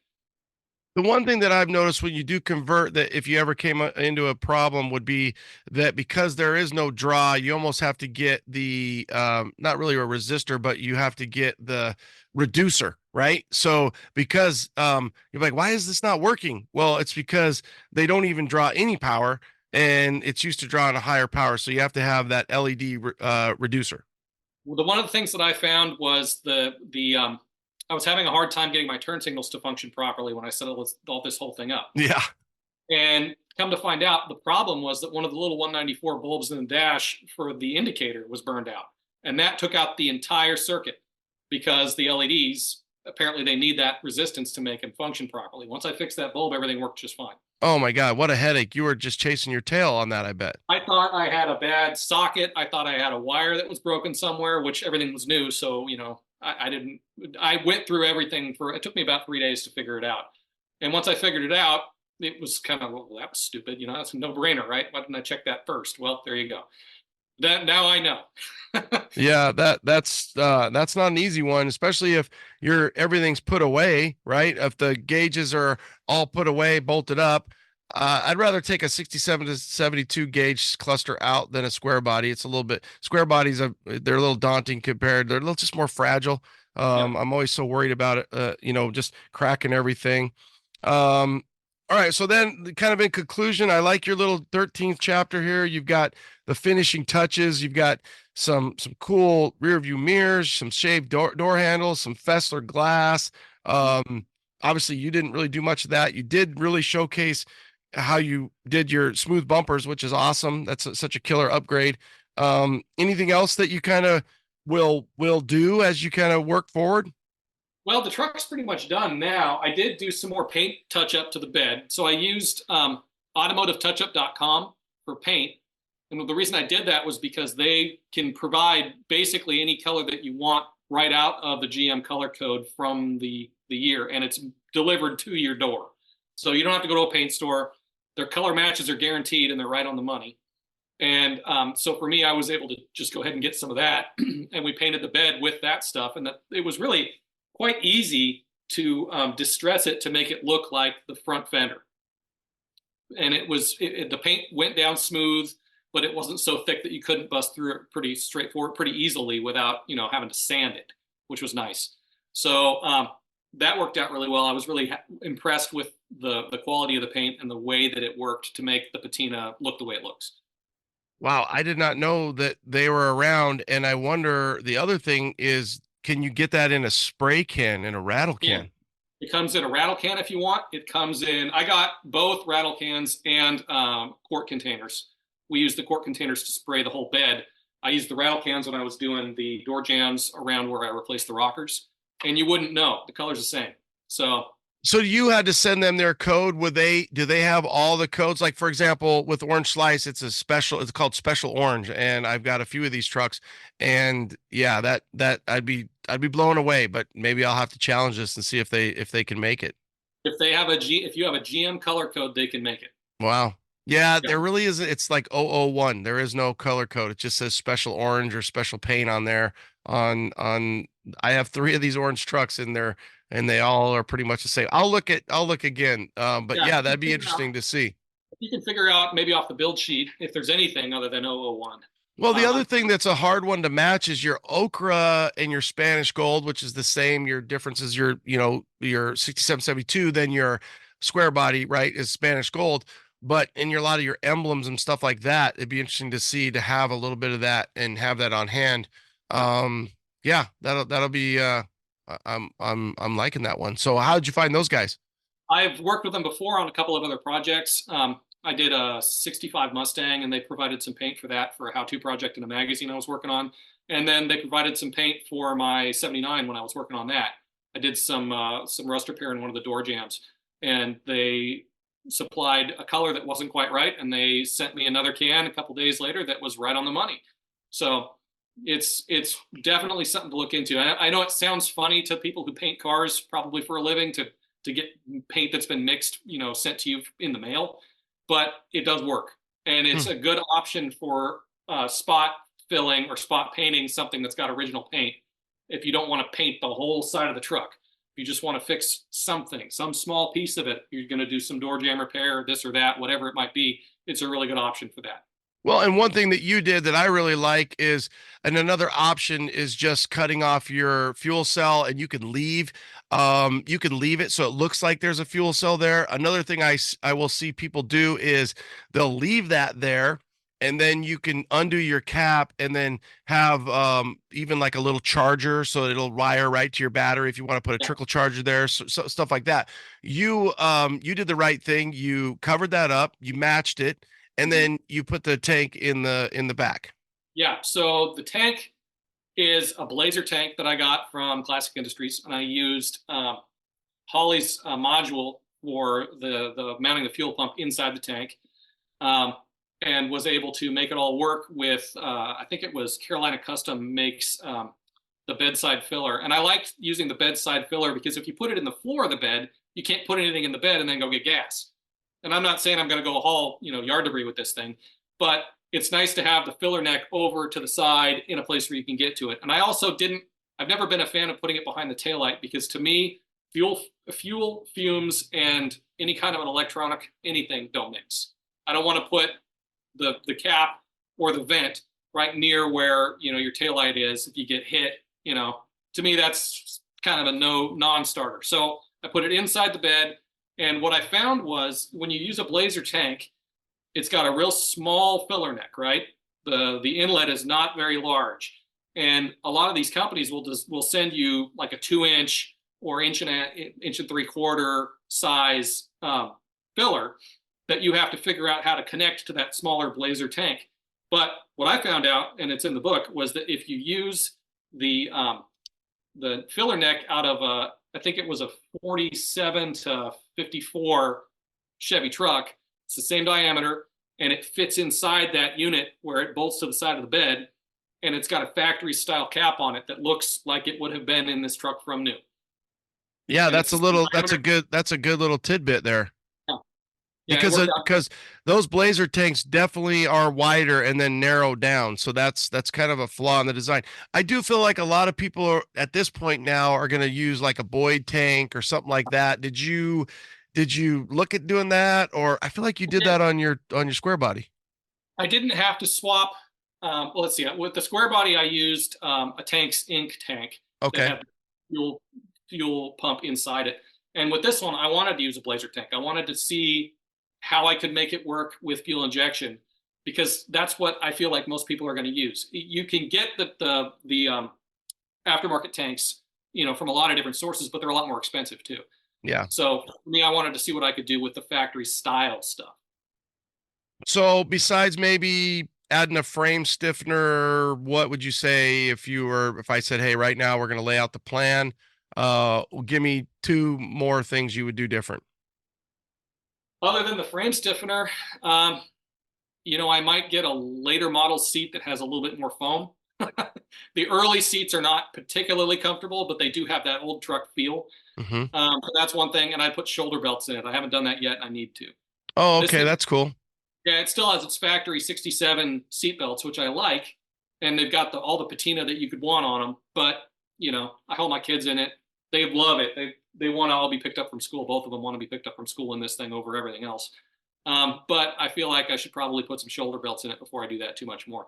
Even though I did move the tank out of the cab specifically for that reason. I thought it was probably safer to get the fuel away from the seat. But yeah, you hear it sloshing around back there. You smell it.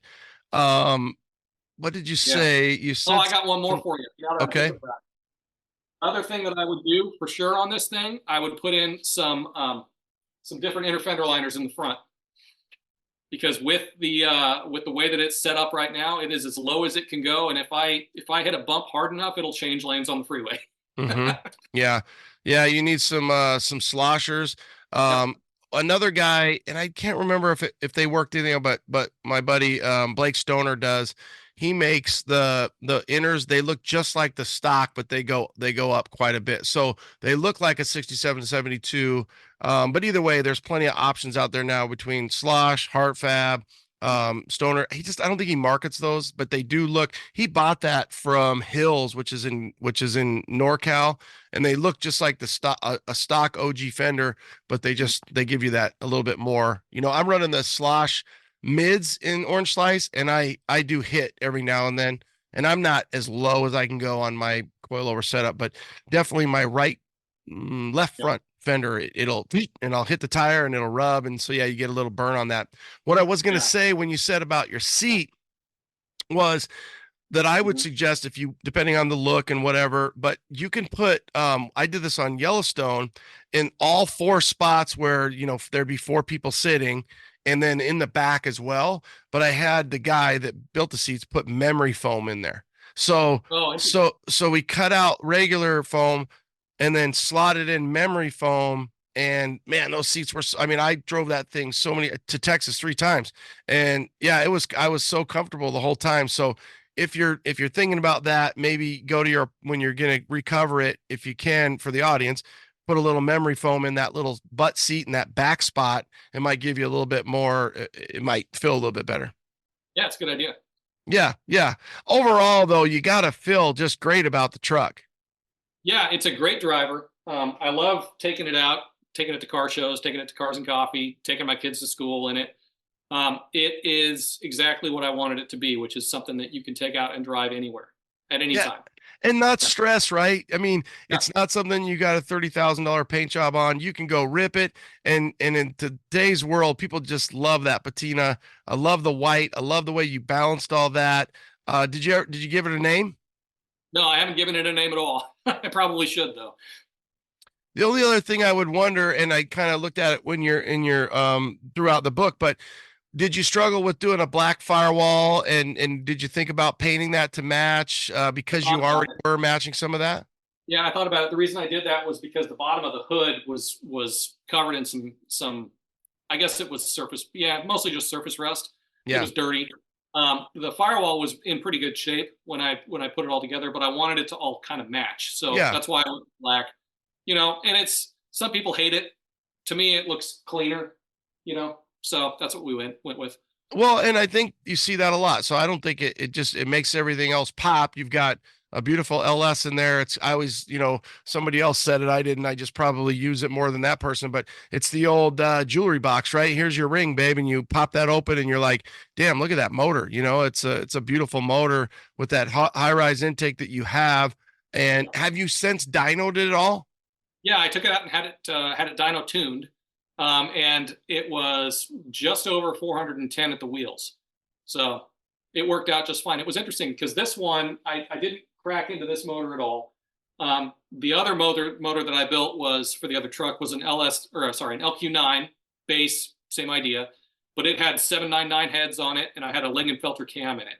And it also had that trick dual plenum intake from Holley with twin throttle bodies. This one is lower compression. That one was 11-1. This one's 10.3-1.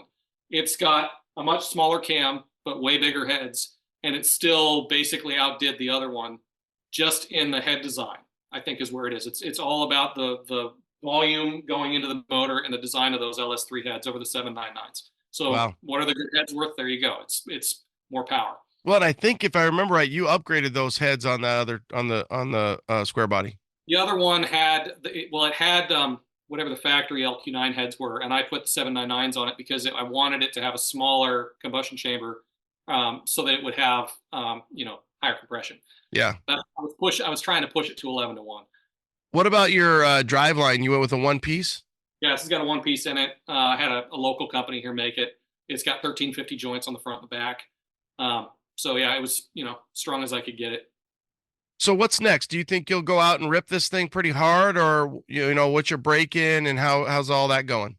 Well, I finished the book when did I file it? I filed it in 2021, I think it was. So the truck's been done for a while. I've been driving it as much as I can.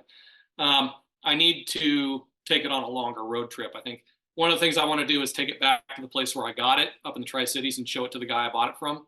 We can see how far it's come. He's seen some photos of it, but I want to drive it up there. It's about a 5-hour drive from here. So I think it'd be a good trip for it.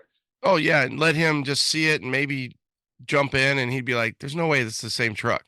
Yeah. He sent me some photos of some more trucks he's got. So if there's anybody out there looking for one, they're not rusty up there. Yeah. Well, there's definitely people. It's just, I think half of it's just getting up there. You know what I mean? Yeah. It's called Dan's Garage up in the Tri-Cities in Washington. It's got a great website. Dan's Garage, is it like dansgarage.com or do you know what it is? dansgarage.net. Okay. All right. Yeah. I'm sure the audience will be happy to peruse up there and check it out, because at this point we got to start saving all these things because they're just sitting and, some of that might be fun to get a hold of some of that. Absolutely. Yeah. The time is now. Well, speaking of that, the time is now. I'm going to go eat dinner, and you, my friend, are going to go to Hawaii in the morning. So thank you so much for always making time for us. And we love the insight. We love the knowledge. We love the experience, and that you do such a great job of really putting that down on paper and broadcasting that for us all to see.